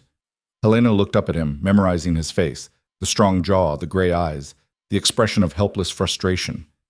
Your Grace, you've been kind to me, kinder than I deserved, but I won't let you destroy yourself for a woman you barely know. This is my fight. Let me face it on my own terms. She pulled free of his grip and walked to the front door, Morrison and the Duke following in her wake. The Duchess appeared from somewhere, her face pale with fear. Helena, no! Let Alexander handle this. He's handled enough. Helena reached for the door handle, her heart hammering so hard she thought it might crack her ribs. It's time I handled myself. She pulled open the door. The roar of the crowd hit her like a physical wave. Faces twisted with fury and righteous indignation, voices raised in accusations and demands. Someone threw an egg that splattered against the doorframe inches from her head. Helena flinched but held her ground, stepping out onto the front steps. Whore! Someone shouted. Fortune hunter! Get out of our neighborhood! Helena raised her hands, calling for silence, but the mob only grew louder. More projectiles flew. Another egg, a rotten tomato, something unidentifiable that hit her shoulder and left a stain on her dress. This was a mistake. A terrible, catastrophic mistake. These people weren't interested in truth or explanations. They wanted a spectacle, a sacrifice. They wanted her to suffer. Enough! The Duke's voice rang out like thunder, and the sheer force of aristocratic authority behind it actually managed to quiet the crowd for a moment. He stepped out beside Helena, his expression colder and more forbidding than she'd ever seen it. You want an explanation? He demanded. You want to know the truth about Miss Whitford? Very well. I'll give you the truth. Your Grace, don't, Helena whispered, but he ignored her. Miss Whitford is guilty of nothing except the crime of being poor and vulnerable. The article you read was a collection of lies spread by a woman seeking revenge for a perceived slight. Every accusation is false. Every insinuation is malicious fiction. And if any of you repeat those lies, you will answer to me and my solicitors. Is that understood? The crowd muttered uncertainly, some people beginning to look ashamed, others still defiant. Furthermore, the Duke continued, his voice ringing clear across the street, Miss Whitford has agreed to become my wife. The world tilted sideways. Helena's head snapped toward him, shock rendering her speechless. What was he doing? She hadn't agreed to anything. We will be married within the week, the Duke announced, his hand finding Helena's and gripping it firmly despite her instinctive attempt to pull away. She will be the Duchess of Ravensbrook, and she will be afforded the respect due to that position. Anyone who chooses to insult my future wife is insulting me directly. I trust I make myself clear? Stunned silence fell over the crowd. Helena could practically see the calculations happening behind their eyes, the reassessment of her status, the realization that attacking her now meant attacking a duke's betrothed. Slowly, shamefacedly, the crowd began to disperse. Within minutes, the street was nearly empty except for a few stragglers and the debris of rotten food they'd left behind. The Duke maintained his grip on Helena's hand until the last person had rounded the corner. Then, and only then, did he release her and turn to face her directly. I'm sorry, he said quietly. I know you didn't want this, but I couldn't think of any other way to ensure your safety. Helena stared at him, torn between gratitude and fury. He'd saved her from the mob, but at what cost? He'd announced their engagement publicly, before witnesses. There was no taking it back now, no quiet dissolution, no way to release him from the obligation without creating an even bigger scandal. He'd trapped her as neatly as Lady Peton ever had. The cage might be gilded, the bars might be made of silk instead of iron, but it was still a cage. You had no right, she said, her voice shaking, no right to make that decision for me. I know. But the Duke's expression was impossible to read. I know, and I'm sorry. But Helena, what else could I do? Stand by and watch them tear you apart? Yes! The word burst from her with surprising violence. Yes, if that was what I chose. It was my risk to take, my decision to make. But you couldn't let me have even that, could you? You had to swoop in and save me whether I wanted saving or not. Would you rather I had let you face that mob alone? I would rather you had respected my agency enough to let me make my own choices. Helena's hands were shaking now, her whole body trembling with reaction and rage and something else she couldn't quite name. Do you understand what you've done? You've bound us both to an engagement neither of us truly wants, all in the name of protecting me from consequences I was willing to face. Willing to face? The Duke's own temper was beginning to fray. Helena, they would have destroyed you. Is that truly what you wanted? To be a martyr to your own stubborn pride? It wasn't about pride. It was about freedom. About having some control over my own fate instead of being passed from one protector to another like property. Helena's voice cracked on the last word. I spent 3 years as Lady Peton's possession. I won't spend the rest of my life as yours. The words hung between them like a slap. The Duke's face went very still, very cold. I see, he said quietly.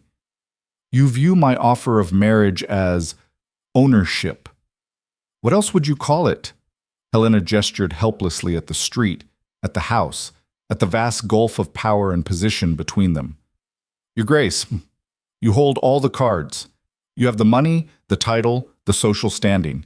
In any marriage between us, you would have complete control. My wishes, my desires, my very autonomy would all be subject to your whim. That's not partnership, that's possession. And yet I have offered you that partnership repeatedly. I have asked for your consent, respected your refusals, given you choices. Choices you've undermined at every turn. Helena's composure was completely shattered now, tears streaming down her face. You said you'd let me leave, then announced our engagement publicly. You said you'd respect my decision, then made it impossible for me to choose anything else. Don't you understand? The cage doesn't stop being a cage just because the bars are made of good intentions. The Duke stared at her for a long moment, his expression unreadable. Then, very deliberately, he took several steps back, putting physical distance between them. "You're right," he said, his voice carefully controlled. "I have been arrogant. I believe that because my intentions were good, the outcome was justified. I didn't consider that you might prefer danger to dependence, uncertainty to obligation." He paused, then continued with visible difficulty. "Miss Whitford, I hereby release you from any engagement I may have announced. You are free to leave whenever you wish, with whatever resources I can provide to ensure your safety. I will make it clear to society that you broke the engagement, that I failed to meet your standards. The scandal will fall on me, not you." Helena felt something crack in her chest. This was what she'd wanted, wasn't it? Freedom, agency, the right to make her own choices without interference. So why did it feel like the ground was crumbling beneath her feet? "Your Grace, I—" A scream from inside the house cut her off, the Duchess's voice, high and terrified. "Alexander! Fire! The house is on fire!" They both spun toward the door. Smoke was beginning to billow from one of the lower windows, thick and black. Someone from the mob, someone who'd lingered behind, unsatisfied with the Duke's pronouncement, had thrown more than eggs and vegetables. They'd thrown a torch. And Ravensbrook House was burning. The Duke moved first, sprinting toward the house with Helena close behind. The smoke was thicker now, pouring from the shattered window like a black waterfall, and somewhere inside she could hear the crackling roar of flames taking hold. "Caroline!" the Duke shouted, plunging through the front door. "Where are you?" "The library." The Duchess's voice was choked with smoke. "Alexander, I can't. The door is jammed." Helena's blood turned to ice. The library. That beautiful room with its thousands of books, its wooden shelves and leather furniture, all of it perfect kindling for a fire. If the Duchess was trapped in there. "Get water," the Duke ordered Morrison, who had appeared from the servants' quarters with several footmen. "Buckets, anything you can carry, and send someone for the fire brigade." But Helena was already moving, her mind racing through the layout of the house. She'd spent hours in that library over the past few days, curled in the window seat reading. She knew there was a second door, a servant's entrance that connected to the back hallway. If the main door was jammed, perhaps? She ran through the smoke-filled corridor, her dress held over her mouth and nose, her eyes streaming. The heat was intense, the air thick and choking, but she pushed forward until she found the narrow servants' passage. The door was closed but not locked. Helena wrenched it open and immediately recoiled from the wall of heat that met her. The fire had spread faster than she'd imagined possible. Flames were already climbing the bookshelves nearest the main door, consuming centuries-old volumes with terrifying efficiency. Through the smoke, she could see the Duchess huddled near the far window, coughing violently, her dress singed at the hem. "Your Grace!" Helena shouted. "This way!" The Duchess's head snapped up, her face streaked with soot. She tried to move toward Helena, but stumbled, clearly disoriented from the smoke. Without thinking, Helena plunged into the burning room. The heat was unbearable, like walking into an oven. Her lungs screamed for clean air. Her skin felt like it was blistering, but she forced herself forward, grabbing the Duchess's arm and hauling her toward the servants' door. Behind them, a bookshelf collapsed with a tremendous crash, sending up a shower of sparks. They tumbled through the doorway together, Helena slamming it shut behind them to contain the flames. The Duchess was coughing too hard to speak, her body racked with spasms. Helena half carried, half dragged her down the corridor and out into the back garden, where they both collapsed onto the grass, gasping for air. The Duke found them there moments later, his face wild with fear that transformed into relief when he saw his sister alive. He dropped to his knees beside them, pulling the Duchess into his arms. "You fool!" he said roughly, his voice thick with emotion. "What were you thinking, going back for the books?" "Mother's journals," the Duchess gasped between coughs. "They were on the desk. I couldn't—" Another coughing fit cut her off. "Journals are not worth your life." The Duke's hand shook as he examined his sister for injuries. "Caroline, if Helena hadn't found the servants' entrance—" He broke off, turning to look at Helena with an expression she'd never seen before. Not the polite interest of their first meeting, not the determined protectiveness of the past few days, but something raw and unguarded that made her breath catch despite her smoke-scorched lungs. "You saved her," he said quietly. "You ran into a burning building to save my sister." Anyone would have... No. The Duke's voice was firm. Not anyone. Most people would have run away from the fire, not toward it. You could have been killed. Helena started to respond, but a fresh wave of smoke from the house made her cough instead. The fire was still spreading. She could see flames now in the upper windows. Where were the buckets? Where was the fire brigade? Your Grace. Morrison appeared at the Duke's side, his face grim. The fire's out of control. We can't contain it with buckets alone. The brigade has been sent for, but they may not arrive in time, the Duke finished. He stood, helping his sister to her feet, his expression hardening into something resolute. Evacuate the house. Everyone out. Take only what you can carry in one trip. The safety of the staff is more important than any possession. Over the next 30 minutes, Helena watched Ravensbrook House burn with a kind of numb horror. The Duke moved through the chaos with iron control, directing the servants to safety, organizing the salvage of what could be saved, keeping everyone calm despite the catastrophe unfolding before them. When the fire brigade finally arrived with their horse-drawn pumps and leather hoses, the entire east wing was engulfed in flames. A crowd had gathered again, but this time they weren't shouting accusations. They were watching in shocked silence as one of Mayfair's grandest houses burned, the flames visible for miles against the darkening evening sky. Helena stood with the Duchess, both of them wrapped in blankets someone had provided, watching the Duke coordinate with the fire captain. Her dress was ruined, singed and smoke-stained beyond repair. Her hair had come loose from its pins and hung in disheveled waves around her soot-streaked face. She was certain, like exactly the kind of disreputable woman Lady Peton had accused her of being. He loves you, you know. Helena turned to find the Duchess watching her with knowing eyes, despite the pallor of her face and the way she still coughed occasionally. Your Grace, I don't think... I've known my brother for 30 years, the Duchess interrupted gently. I've watched women throw themselves at him, scheme for his attention, calculate their every word and gesture to catch his interest. Not once have I seen him look at any of them the way he looks at you. He feels responsible for me, Helena said quietly. That's not the same as love, isn't it? The Duchess smiled despite the devastation around them. Helena, my brother announced your engagement publicly, knowing it would cause a scandal. He stood between you and a mob. And just now, when he thought I might be dead, the first thing he said when he saw you was gratitude that you'd saved me. Not relief for himself, but gratitude to you. That's not mere responsibility. Helena's throat tightened. It doesn't matter. I can't marry him, not like this. Not when every newspaper in London is calling me a fortune hunter. Not when his own family believes I'm using him. Not when... She gestured at the burning house.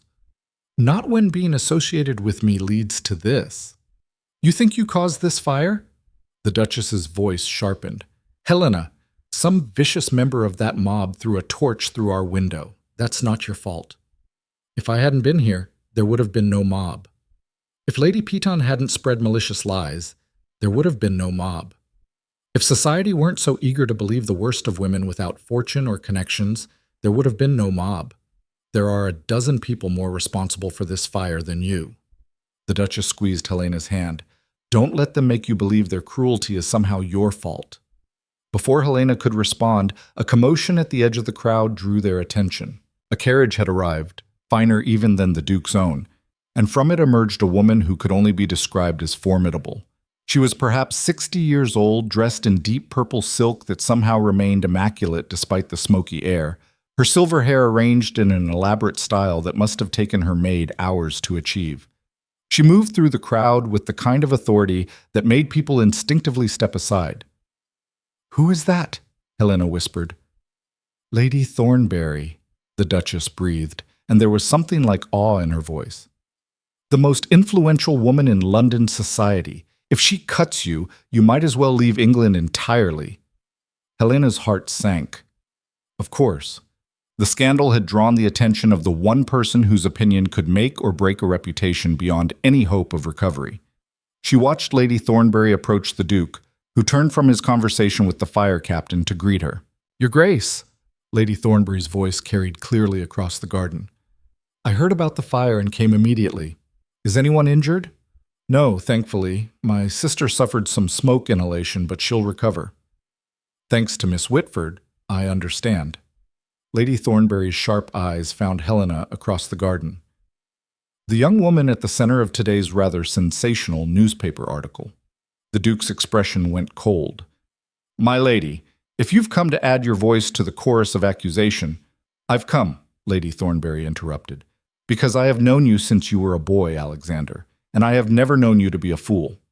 If you say the accusations are false, I believe you. If you claim Miss Whitford as your betrothed, I accept it. She paused, then added with devastating precision, the question is whether Miss Whitford accepts it.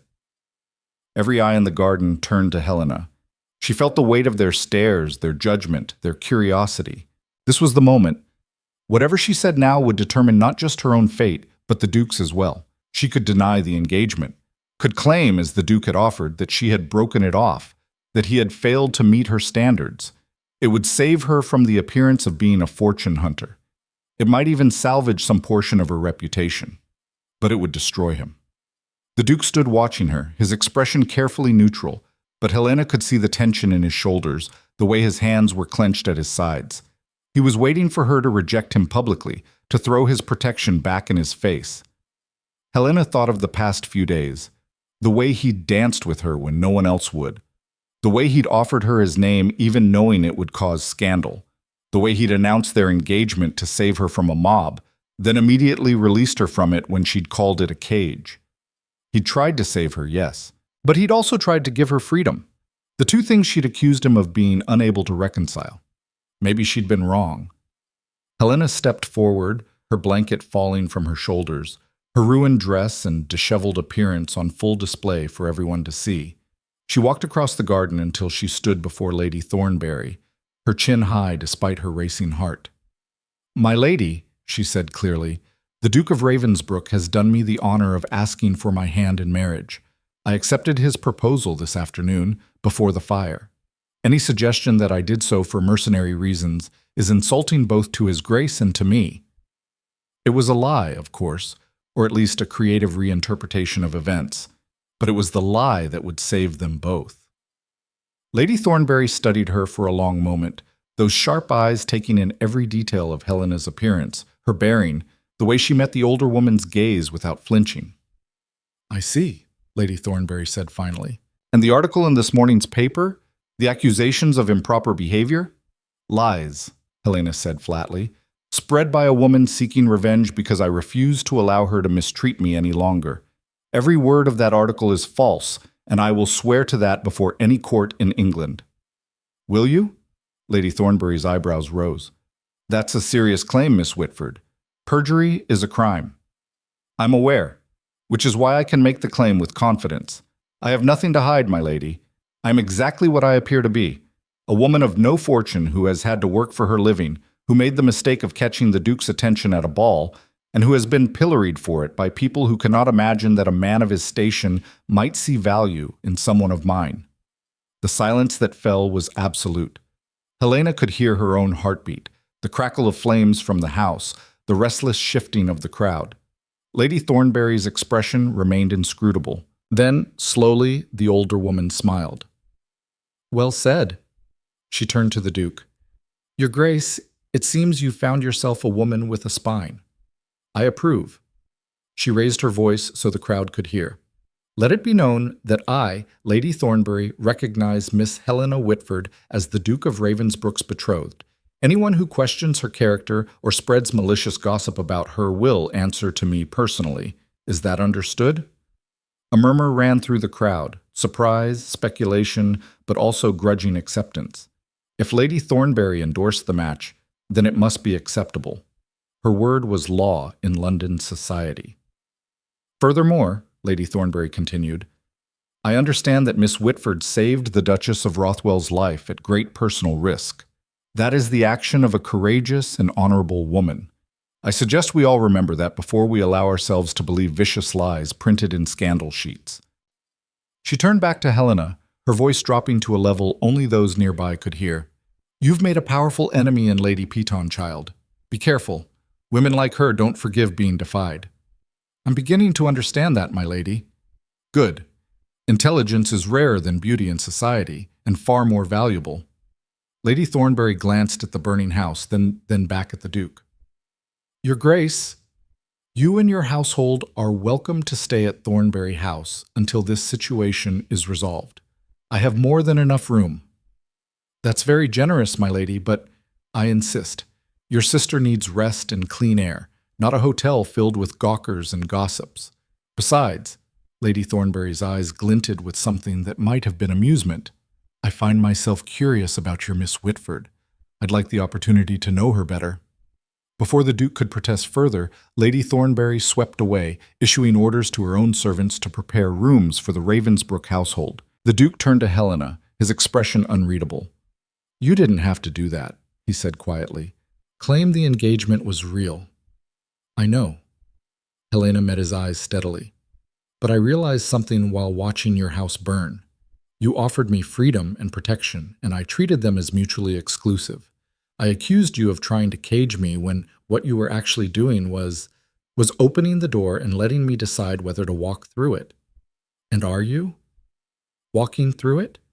Helena's breath caught. This was it. The moment of choice, not forced by circumstance or scandal or mobs, but made freely, with full awareness of the consequences. I don't know, she said honestly. Your Grace, I meant what I said. I won't marry without the possibility of genuine affection, but I also won't abandon you to face this scandal alone when I'm partially responsible for it. You're not— I am, Helena interrupted. Not because I did anything wrong, but because I exist. Because I dared to be visible. Because I refused to disappear when society expected me to. That's enough to make me responsible in the eyes of people like Lady Peton. She took a breath. So here's what I propose. We maintain the fiction of our engagement. We give society time to accept it, to move on to the next scandal. And during that time, we get to know each other, properly, as two people considering marriage, not as Duke and refugee. And if, at the end of that time, you decide you cannot marry me, then we'll break the engagement quietly in a way that protects both our reputations. Helena managed a small smile. You can tell everyone I developed an unsuitable passion for your stable master. Society loves a good forbidden romance. The Duke's expression softened, the corner of his mouth twitching in what might have been the ghost of a smile. You've thought this through. I've had a very eventful few days. Helena gestured at the burning house. It clarifies one's priorities. And your priority is not being caged, Helena said simply. And not caging you either. If we marry, it has to be because we both choose it, freely and honestly. Not because scandal or obligation or protective instincts forced us into it. The Duke was silent for a long moment, studying her face in the flickering firelight. Then, very deliberately, he extended his hand. Miss Whitford, would you do me the honor of allowing me to court you, properly, honestly, with no hidden agendas or rescue missions? Simply as a man who finds you extraordinary and wishes to know you better? Helena looked at his outstretched hand, then up at his face. This was different from his first proposal, different even from his public announcement. This was an invitation, not a solution. A beginning, not an ending. She placed her hand in his. Your Grace, I would be honored. His fingers closed around hers, warm and strong, and Helena felt something shift in her chest. Not love, not yet, but the possibility of it. The space where it might grow if given time and trust and honesty. Alexander, he said quietly, if we're courting, you should call me Alexander. Then you should call me Helena. Helena. He tested her name like he was tasting wine. It suits you. Strong, classical, enduring. I'm not sure about enduring, Helena said wryly, glancing down at her ruined dress. I look like I've been dragged through a hedge backwards.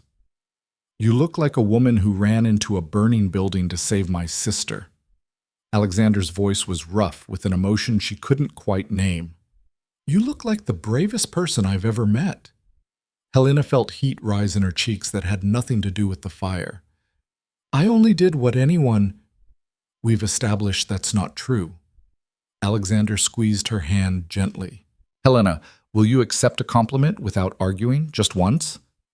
I'll try. Good.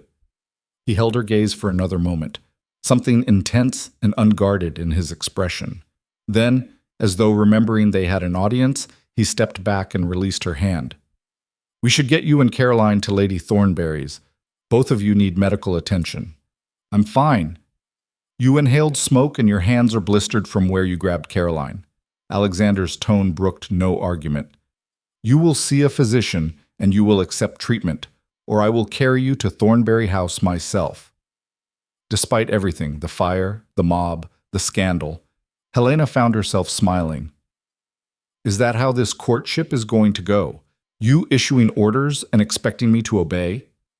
"I'm hoping," Alexander said, the ghost of a smile playing at his lips, "that it will involve a great deal of spirited debate, occasional compromise, and mutual respect for each other's stubbornness." "That sounds acceptable."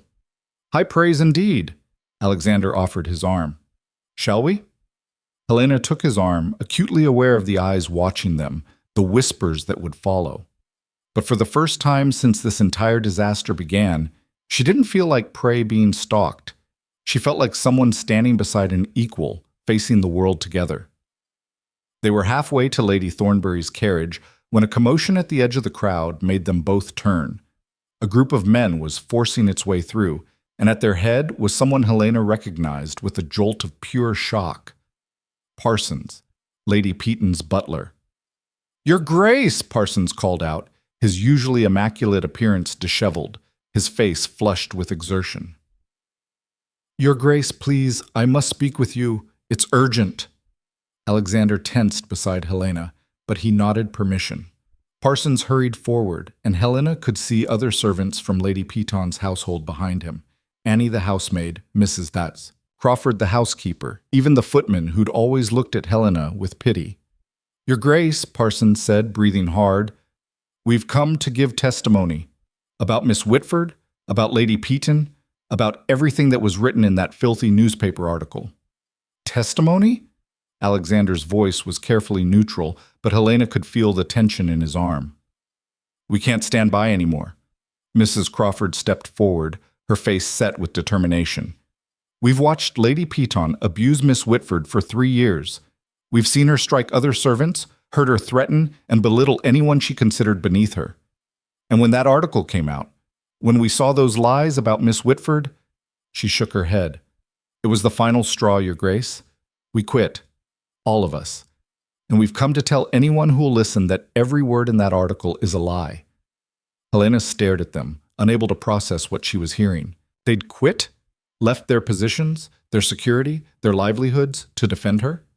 "Miss Whitford never behaved improperly with anyone," Annie added, her young voice shaking but determined. "She was always kind, always proper, even when Lady Peton was cruel to her. The things that article said, they're wicked lies and we won't let them stand." Parsons produced a document from his coat.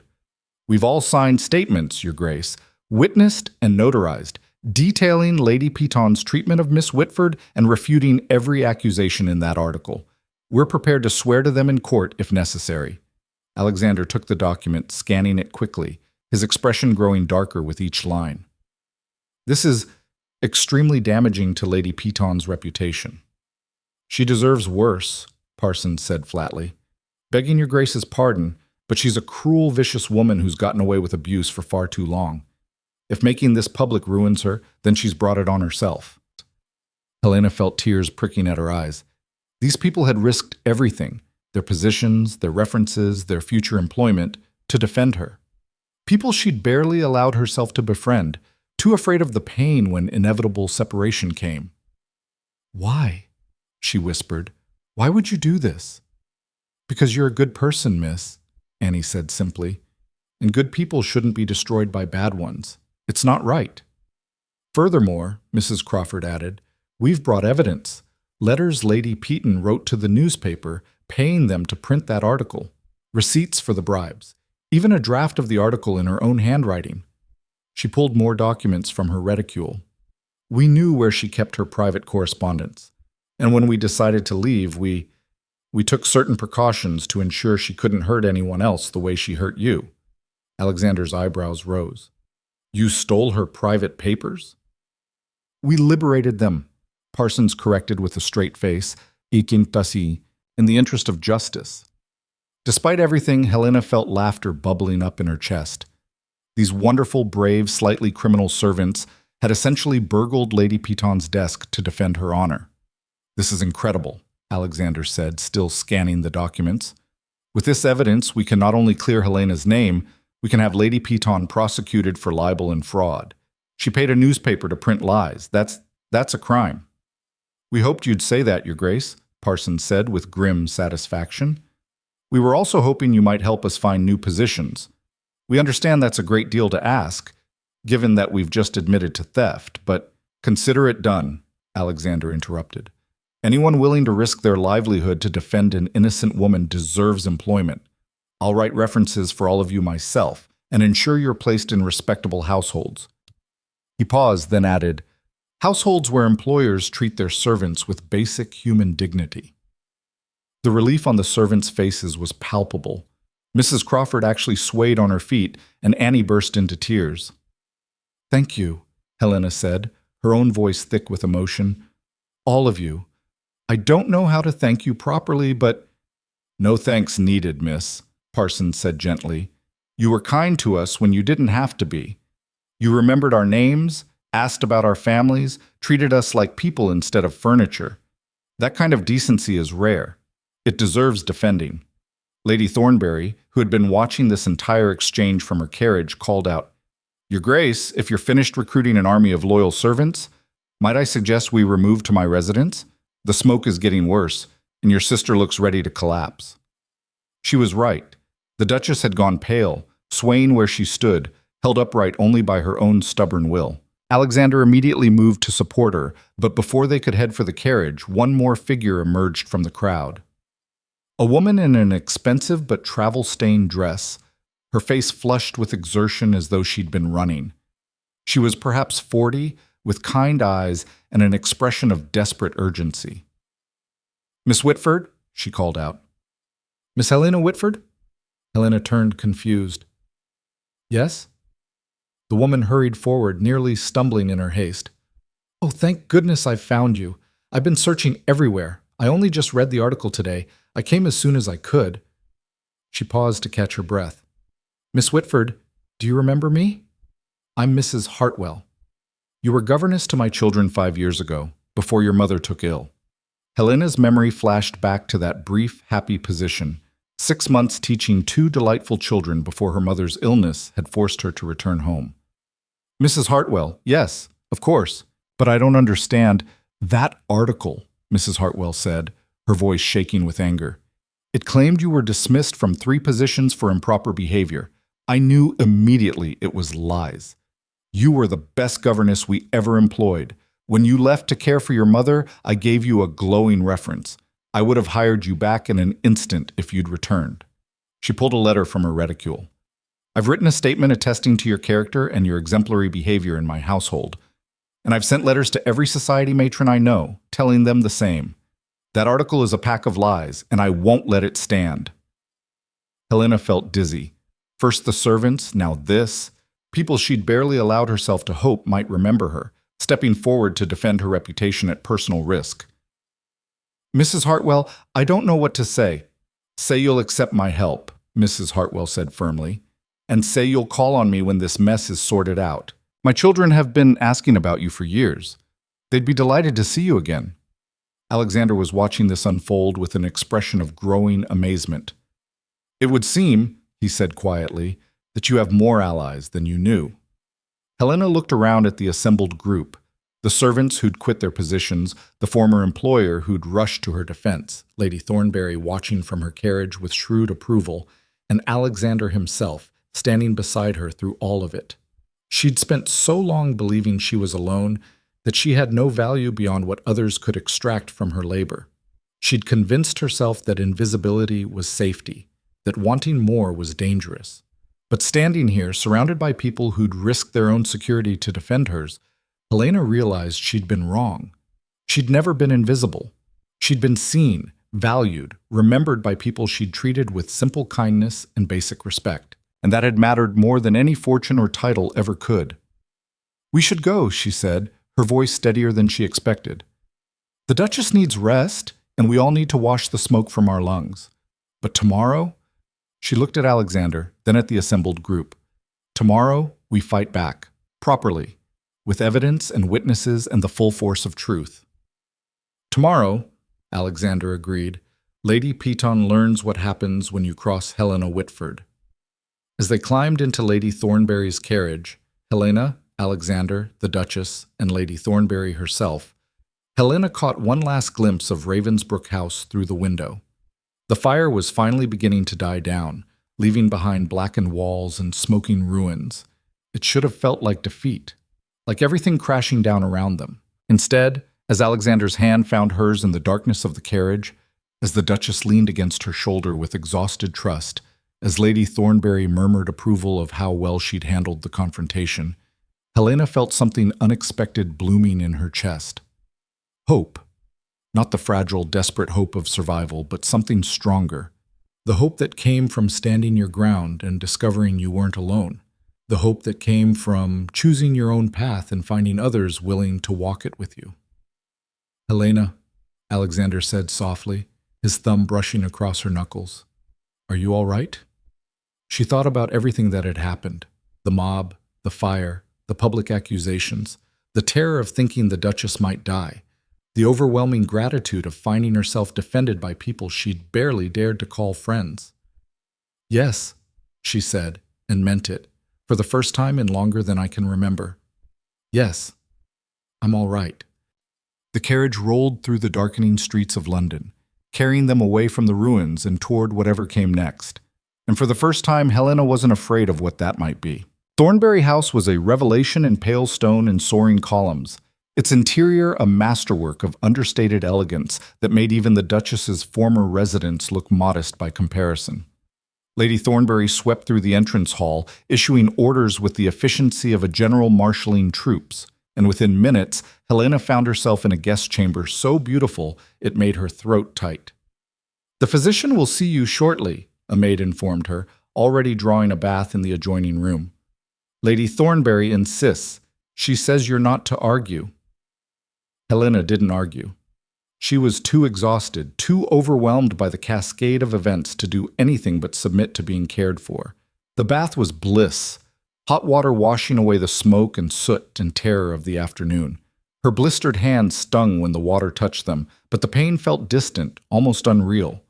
She was still in the bath when she heard raised voices from somewhere below. Male voices. One of them unmistakably Alexander's, the other unfamiliar but filled with fury. Helena wrapped herself in a dressing gown and crept to the door, cracking it open just enough to hear. Absolutely unconscionable. You cannot seriously mean to pursue this. I mean to do exactly that. Alexander's voice was cold steel. Lady Peton committed libel, possibly fraud, and her lies directly led to a mob that burned my house and nearly killed my sister. She will face consequences. She's a peer's widow. You can't drag her through the courts like some common criminal. Watch me. Helena recognized the other voice now. Lord Ashworth, Alexander's cousin, the same man who demanded she be sent away to protect the family reputation. Alexander, think about what you're doing. The scandal of a trial, the publicity, the examination of every detail, it will be catastrophic for all of us. Then perhaps you should have thought of that before you came to my house demanding I abandon an innocent woman to her fate. Footsteps in the hallway made Helena retreat from the door. A moment later, a soft knock sounded. Miss Whitford? It was the Duchess's voice. May I come in? Helena opened the door to find the Duchess looking much recovered, her face clean of soot, dressed in a borrowed nightgown. But her expression was troubled. You heard? Helena asked. All of Mayfair has probably heard. Alexander is not being subtle. The Duchess entered and settled onto the edge of the bed with a sigh. Helena, I need to ask you something, and I need you to be honest. Are you truly all right with him pursuing this? It's going to get ugly. Lady Peton won't go quietly, and the trial, if it comes to trial, will be vicious. Helena thought about the article, about the lies that had been printed as truth, about the mob that had bayed for her blood. She thought about Lady Peton's hand striking her face, about years of small cruelties and calculated humiliations. Yes, she said quietly, I want her to face consequences. Not for revenge, but because if we don't stop her, she'll do this to someone else, someone who might not have a duke willing to defend them. The Duchess smiled. That's what I thought you'd say. You're good for him, you know. Alexander has spent so long viewing everything as a chess game, calculating moves and counter-moves. You make him remember that sometimes the right thing to do is simply the right thing, regardless of strategy. A commotion downstairs interrupted whatever Helena might have said. More voices, these ones female and shrill. The Duchess's eyebrows rose. That sounds like... She moved to the window overlooking the front entrance. Oh my! Helena, you need to see this. Helena joined her at the window and felt her breath catch. The street below was filling with carriages, and from them emerged a steady stream of women, society ladies in expensive dresses, maids in working clothes, governesses and companions, and women whose faces Helena didn't recognize but whose determined expressions she understood completely. What's happening? Helena whispered. I believe, the Duchess said with growing delight, that you're receiving visitors, quite a lot of them. Lady Thornbury's voice rose from below, imperious but not unkind. Ladies, please, one at a time. Miss Whitford is recovering from smoke inhalation and cannot possibly receive... Then we'll wait, a voice called out. We've come to show our support, and we're not leaving until Miss Whitford knows she has it. Helena and the Duchess exchanged glances, then hurried downstairs despite their borrowed nightclothes. The entrance hall was chaos. Women of every class and station, all talking over each other, all insisting they needed to speak with Helena immediately. Ladies! Lady Thornbury's voice cracked like a whip, instantly silencing the crowd. Miss Whitford is here. Those who have come with genuine purpose may speak. Those who have come to gawk may leave. No one left. A woman stepped forward, middle-aged, plainly but respectably dressed, her hands work-roughened but her bearing dignified. Miss Whitford, my name is Mrs. Blackwell. I was a lady's companion for 20 years before I married. I read that article and I knew immediately it was lies. We all knew. She gestured to several other women in similar dress. We've all served in households like Lady Peton's. We know what that life is like, and we wanted you to know you're not alone. Another woman, this one younger and dressed in the finery of the upper class, stepped forward. Miss Whitford, I'm Lady Ashford. I met you once, briefly, at a musicale where you accompanied Lady Peton. You probably don't remember me, but I remember you. You helped me when I spilled wine on my dress, found me a private room to clean it, and never mentioned it to anyone. That kindness meant more than you know. She held up a newspaper, the offending article visible. When I read what they wrote about you, I was furious. You're not the woman described in these lies. More voices joined in, each woman sharing a small story, a kindness Helena had shown, a moment of grace she didn't even remember, evidence of character that gave lie to Lady Peton's accusations. Helena felt tears streaming down her face as the testimonials continued, each one a small thread weaving together into an unbreakable tapestry of support. Why? Helena finally managed to ask. Why would you all risk your reputations to defend me? Because we're tired, Mrs. Blackwell said simply. Tired of women being destroyed by vicious gossip. Tired of character mattering less than fortune. Tired of watching good people be ground down by cruel ones simply because they lack the power to fight back. She looked around at the assembled women. You have power now, Miss Whitford. You have the Duke's support and Lady Thornbury's blessing. But more than that, you have ours. And together, we're going to make sure Lady Peton never hurts anyone else. Alexander appeared in the doorway, his expression stunned. Helena, there are at least 50 women out here, more arriving every minute. 83, actually, Lady Thornbury corrected, her voice rich with satisfaction. I've been counting. And they've brought evidence, Your Grace. Letters, testimonials, sworn statements. Apparently, Lady Peton has been spreading malicious gossip about various women for years. These ladies have decided it's time someone stopped her. Alexander looked at Helena, something like awe in his eyes. It would seem you've started a revolution. I didn't do anything, Helena protested. You existed, the Duchess said softly, appearing at Helena's side. You refused to disappear when society told you to. You chose dignity over safety, principles over security. And you reminded all of us, She gestured to the assembled women, that we have the right to do the same. The next 3 days passed in a whirlwind of activity. Alexander's solicitors worked around the clock, compiling evidence. The statements from Parsons and the other servants proved devastating. Not only did they refute every claim in the article, they detailed years of Lady Peton's abusive behavior toward multiple employees. Mrs. Hartwell's testimony, along with statements from other former employers Helena had barely remembered, painted a picture of a woman whose character was beyond reproach. But the most damaging evidence came from Lady Peton's own hand. The letters she'd written to the newspaper editor, the receipts for payments made, the draft article in her own handwriting. She'd been arrogant enough, secure enough in her position, to keep records of her machinations. It was that arrogance that would destroy her. On the morning of the 4th day, Alexander's solicitors filed formal charges of libel and criminal harassment. By afternoon, a magistrate had issued a warrant for Lady Peton's arrest. And by evening, all of London was talking about nothing else. Helena watched from the window of Thornbury House as Lady Peton's carriage arrived at the magistrate's office, surrounded by constables. Even from a distance, she could see the fury in the older woman's bearing, the way she held herself as though her title and wealth could still protect her from consequences. "How do you feel?" Alexander asked softly, coming to stand beside her. "Strange," Helena admitted. "No. I spent 3 years afraid of her, and now—" She watched Lady Peton disappear into the building. "Now she just looks small." "She is small." Alexander's hand found hers. Cruelty always is in the end. It's only frightening when we let it make us smaller, too. The trial, when it came 2 weeks later, was a sensation. The courtroom was packed with spectators, society ladies rubbing shoulders with common folk, all eager to witness the downfall of a woman who'd wielded social power with such casual cruelty. Helena sat in the gallery with the Duchess on one side and Lady Thornbury on the other, her hands clenched in her lap as the prosecution laid out their case. Alexander had wanted her to testify, but his solicitors had advised against it. Better to let the evidence speak for itself, to avoid giving Lady Peton's defense any opportunity to cross-examine and twist Helena's words. Instead, they called Parsons to the stand. The elderly butler sat ramrod straight in the witness box, his voice clear and steady as he described 3 years of abuse, not just toward Helena, but toward every servant in the household.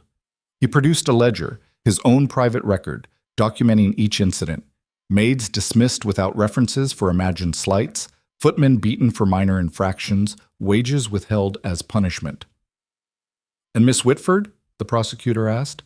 "How was she treated?" "Like property," Parsons said flatly. Lady Peton believed she owned Miss Whitford, body and soul. When Miss Whitford showed even the slightest independence, she was punished for it. The night of the Marchmont ball, Lady Peton struck her hard enough to leave a bruise that lasted a week. "I saw it myself." A murmur ran through the courtroom. Striking a servant was technically assault, though rarely prosecuted. But combined with everything else, it painted a damning picture. Mrs. Crawford testified next. Then Annie, then Mrs. Hartwell, each one adding another piece to the mosaic of Lady Peton's character, each one demonstrating beyond doubt that the article had been pure fiction. But the most devastating moment came when the prosecutor introduced Lady Peton's own letters, proof that she'd paid the newspaper to print lies, that she'd crafted the article herself, that every word had been calculated to destroy Helena's reputation. Lady Peton's defense tried to argue that she'd been acting to protect society from a dangerous woman, that she'd believed her own accusations. But under cross-examination, their arguments fell apart. The evidence was too overwhelming, too specific, too damning. The jury deliberated for less than an hour. "Guilty on all charges." The courtroom erupted. Lady Peton's face went white, then red, her mouth opening and closing soundlessly. The judge called for order, then pronounced sentence. Substantial fines, public censure, and a court order prohibiting her from employing servants for 5 years. Not prison, her status still afforded her that protection, but complete and utter social ruin. As the constables led Lady Peton from the courtroom, she caught sight of Helena in the gallery. For a moment, their eyes met. Helena saw hatred there, and fury, and something that might have been fear. The great Lady Peton, brought low by a woman she'd considered beneath notice. Helena felt no satisfaction in the moment, no triumph. Only a quiet sense of justice served, of a cycle broken. Lady Peton would never again wield her cruelty against vulnerable women. That was enough. Outside the courthouse, a crowd had gathered, not the angry mob of 2 weeks ago, but a sea of supportive faces. Women cheered as Helena emerged, calling her name, waving handkerchiefs. Someone had brought flowers, dozens of bouquets that were pressed into her hands until she could barely hold them all. "Helena Whitford!" a voice called from the crowd. "You're a hero!" "Not a hero," Helena said, but her voice was lost in the cheering. Alexander was at her side immediately, his hand finding the small of her back. "Are you all right?" he asked quietly beneath the noise. "I think so." Helena looked at the crowd, at the women who'd shown up to support her, at the tangible evidence that she'd mattered, that her suffering hadn't been invisible after all. "Alexander, I don't know what to do with all this." "Come with me," he said, guiding her toward a waiting carriage. "There's something I want to show you."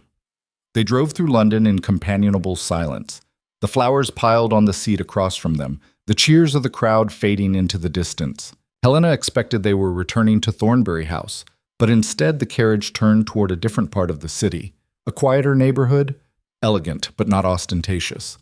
The carriage stopped before a beautiful townhouse, smaller than Ravensbrook House had been, but no less lovely for it.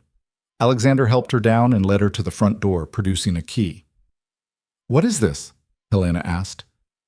"Yours," Alexander said simply. "If you want it." He opened the door, revealing an entrance hall decorated in soft blues and creams, elegant but warm.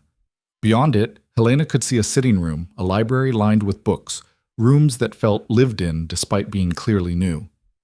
"I don't understand," Helena whispered. "You said you wouldn't marry me if it meant becoming my property," Alexander said, his voice gentle. "You said you needed freedom, agency, the ability to choose your own path. So I'm giving you that choice. This house is yours, Helena. Purchased in your name with a trust fund sufficient to maintain it and support you comfortably for the rest of your life, whether or not you marry me." Helena stared at him, unable to process what he was saying. You bought me a house?" "I bought you freedom," Alexander corrected. "The freedom to choose what you want, free from fear or obligation. If you want to live here alone, pursuing your own interests, you can. If you want to work, to write, to do anything at all, you have the security to do it. And if," his voice softened, "if you decide you want to marry me, it will be because you chose to, not because you had no other option." Helena walked through the house in a daze, her fingers trailing over furniture that was somehow exactly to her taste. Books she would have chosen herself, a writing desk positioned to catch the morning light. Every room was perfect, thoughtful, designed for someone who'd been seen and known. In the library, she found something that made her breath catch. Her mother's journals, the ones the Duchess had tried to save from the fire. Somehow, they'd been rescued, restored, and placed here on a shelf of honor. "How?" she whispered. "Caroline had them in her hands when you pulled her from the library," Alexander said from the doorway. "They were singed but salvageable.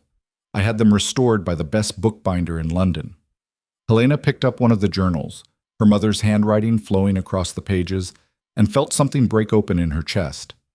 These pages held her mother's thoughts, her dreams, her love story with Helena's father.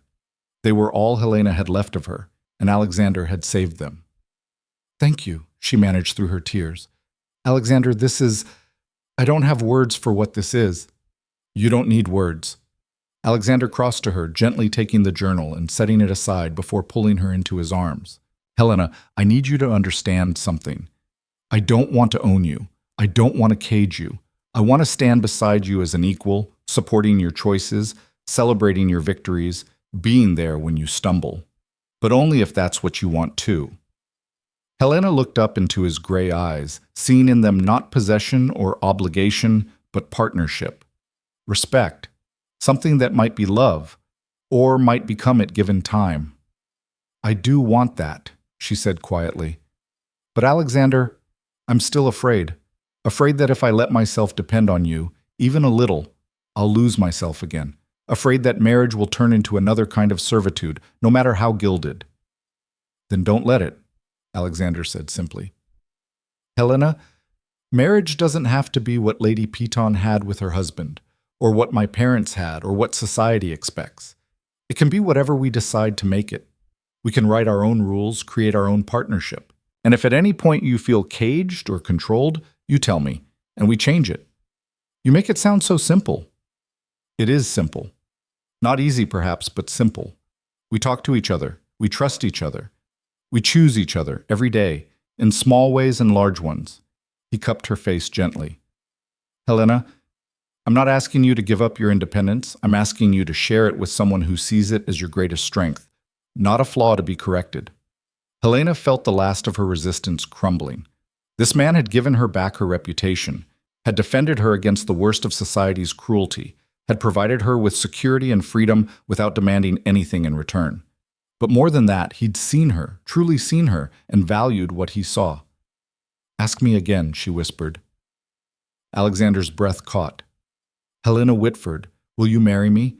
Not because society expects it, not because scandal demands it, not because you need my protection, but because I love you and I want to spend the rest of my life discovering all the extraordinary things you're going to do.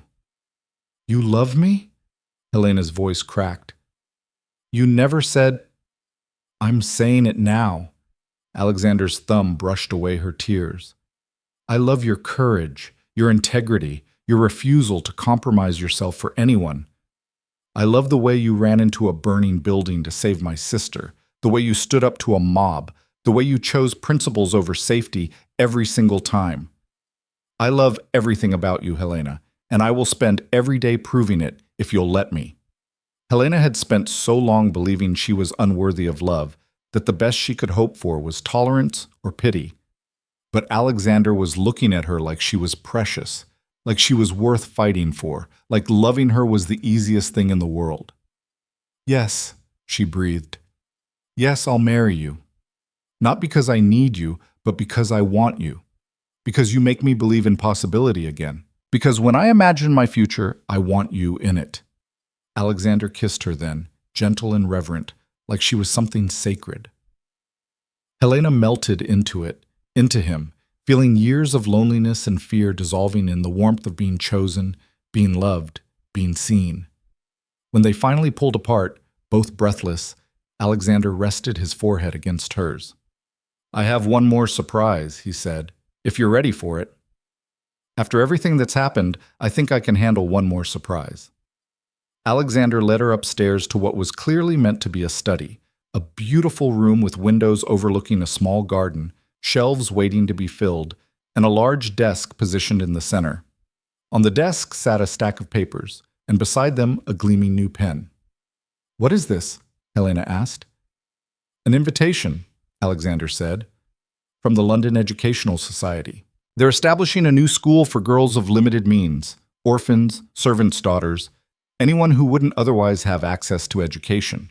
They want you to help design the curriculum, to serve on the board of directors, to use your experience to ensure no girl ever has to face what you faced. Helena picked up the papers with shaking hands, scanning the formal invitation, the description of the school's mission, the roster of influential women who were already involved. Her name was listed among them, not as a paid companion or a Duke's charity case, but as Miss Helena Whitford, educational reformer. They want me? She whispered. Why would they want me? Because you survived what would have destroyed most people, Alexander said. Because you understand what it means to be vulnerable, to lack power, to need education and opportunity. Because you're brilliant and compassionate and exactly what they need. Helena felt tears streaming down her face again. But these were different, tears of joy, of possibility, of futures she'd never let herself imagine. I can do this? Even as your wife? Especially as my wife, Alexander said firmly. Helena, I don't want a duchess who sits in drawing rooms arranging flowers and attending meaningless social calls. I want a partner who changes the world, who fights for people who can't fight for themselves, who makes a difference. Helena set down the papers and threw her arms around Alexander's neck, kissing him with all the gratitude and love and sheer overwhelming joy she couldn't put into words. He caught her easily, lifting her off her feet, kissing her back with matching intensity. When they finally came up for air, both laughing, Alexander set her down gently. Is that a yes to the school board? That's a yes to everything, Helena said. To the school, to the marriage, to the life we're going to build together. To all of it. The wedding took place 6 weeks later, in a small chapel filled with an unusual mix of guests. Society ladies sat beside former servants, governesses alongside duchesses, women of every class and station united in their support of the couple at the altar. Helena wore a dress of ivory silk, simple but elegant, her mother's ring on a chain around her neck. The Duchess stood as her attendant, radiant in her joy for her brother, and Alexander, waiting at the altar in his formal clothes, looked at Helena like she was the sun emerging from clouds. Lady Thornbury presided over the ceremony with the authority of a queen, her voice ringing through the chapel. Marriage is not the surrender of one's self to another, but the combining of two selves into something stronger than either could be alone. Helena and Alexander have chosen each other freely, honestly, and with full knowledge of who they each are. Let no one question the validity of their choice. It was an unusual benediction, but it fit them perfectly. When Alexander kissed his bride, the chapel erupted in cheers. Helena kissed him back, tasting salt from happy tears. Hers or his, she couldn't tell. But it didn't matter. They were together, they were free, and they were choosing this life deliberately. The reception was held at Thornbury House, since Ravensbrook House was still being rebuilt. Lady Thornbury had spared no expense, transforming her ballroom into something magical. But the most extraordinary moment came when Mrs. Blackwell stood to make a toast. To the Duchess of Ravensbrook, she said, raising her glass, who showed us all that a woman's worth isn't measured by her fortune or her connections, but by her character and her courage. May we all have the strength to choose ourselves the way she did. The room erupted in agreement, glasses raised, voices calling out their support. Helena looked around at the assembled guests, women who'd been strangers 6 weeks ago, who were now friends, allies, sisters in spirit. She'd thought she was alone for so long, but she'd never been alone. She just needed to stop being invisible long enough to see it. Later, as the party wound down and guests began to depart, Helena found herself on the terrace where she and Alexander had first truly spoken. It felt like a lifetime ago, though it had been barely 2 months. Regrets? Alexander asked, joining her in the darkness. Not a single one. Helena leaned into his side, feeling his arm come around her waist. Though I do sometimes wonder what would have happened if you hadn't asked me to dance that night. I would have found another way to meet you, Alexander said with certainty. I was drawn to you from the moment I saw you sitting in that corner, refusing to seek anyone's attention. I told myself it was curiosity, but I think I knew even then that you were extraordinary. I was terrified, Helena admitted, of you, of the attention, of everything. I spent 3 years learning to be invisible, and then you saw me anyway. You were never invisible, Helena. You were just surrounded by people too blind to look. Alexander turned her to face him. Do you know what I see when I look at you now? What? A woman who's going to revolutionize girls' education. A duchess who's going to drag the ton kicking and screaming into treating servants like human beings. A wife who's going to challenge me every day to be better than I am. A partner who's going to change the world, one small act of courage at a time. Helena smiled, rising on her toes to kiss him. That sounds exhausting. It sounds perfect. They stood together on the terrace, watching the stars emerge over London, the city spreading out below them like a promise. Tomorrow, Helena would begin her work with the Educational Society. Tomorrow, they would start the process of rebuilding Ravensbrook House, together, making decisions as equal partners. Tomorrow, the rest of their lives would begin. But tonight, Helena simply stood in her husband's arms, marveling at the path that had brought her here. She'd started as nobody, a woman society had tried to erase. She'd been abused, slandered, attacked by mobs, and nearly destroyed by malicious lies. And she'd survived it all. More than survived. She'd triumphed, not by becoming what society expected, not by accepting the limitations others tried to impose, but by choosing herself, by refusing to disappear, by standing up and saying, with every word and action, I matter. Helena, Alexander said softly, what are you thinking about? I'm thinking, Helena said, about a girl I used to know, A girl who sat in corners and made herself small and believed that invisibility was the only way to stay safe. And I'm thinking about how wrong she was. Oh? Safety isn't found in hiding, Helena said. It's found in being seen, in being known, in surrounding yourself with people who see your value and reflect it back to you until you believe it yourself. She looked up at Alexander. You gave me that. You and Caroline and Lady Thornberry and all those women who stood up for me. You made me visible again. No, Alexander said gently. We just reminded you that you'd never stopped being visible. You did the rest yourself. Helena thought about that, about the choices she'd made, the risks she'd taken, the moments when she'd chosen pride over safety, principle over survival. Every decision had felt terrifying at the time, like stepping off a cliff into darkness. But she hadn't fallen. She'd learned to fly. Dance with me, she said suddenly. Here? Now? There's no music. We don't need music. Helena pulled Alexander into position, one hand in his, the other on his shoulder. We managed just fine at the Marchmont ball. They moved together in the darkness, swaying to a rhythm only they could hear. It was nothing like that first waltz. No orchestra, no ballroom, no watching eyes. Just two people choosing each other again and again, in the quiet moments when no one was looking. And that, Helena thought as Alexander spun her gently under the stars, was the truest kind of love there was. Not the grand gestures or public declarations, but the small daily choice to see each other, know each other, choose each other. She had been invisible once, a woman the world tried to erase. But Helena Whitford, now Helena Thornwood, Duchess of Ravensbrook, would never be invisible again. She had found her voice, she had found her power, and most importantly, she had found herself. And that was worth more than any fortune, any title, any position society could offer. That was freedom.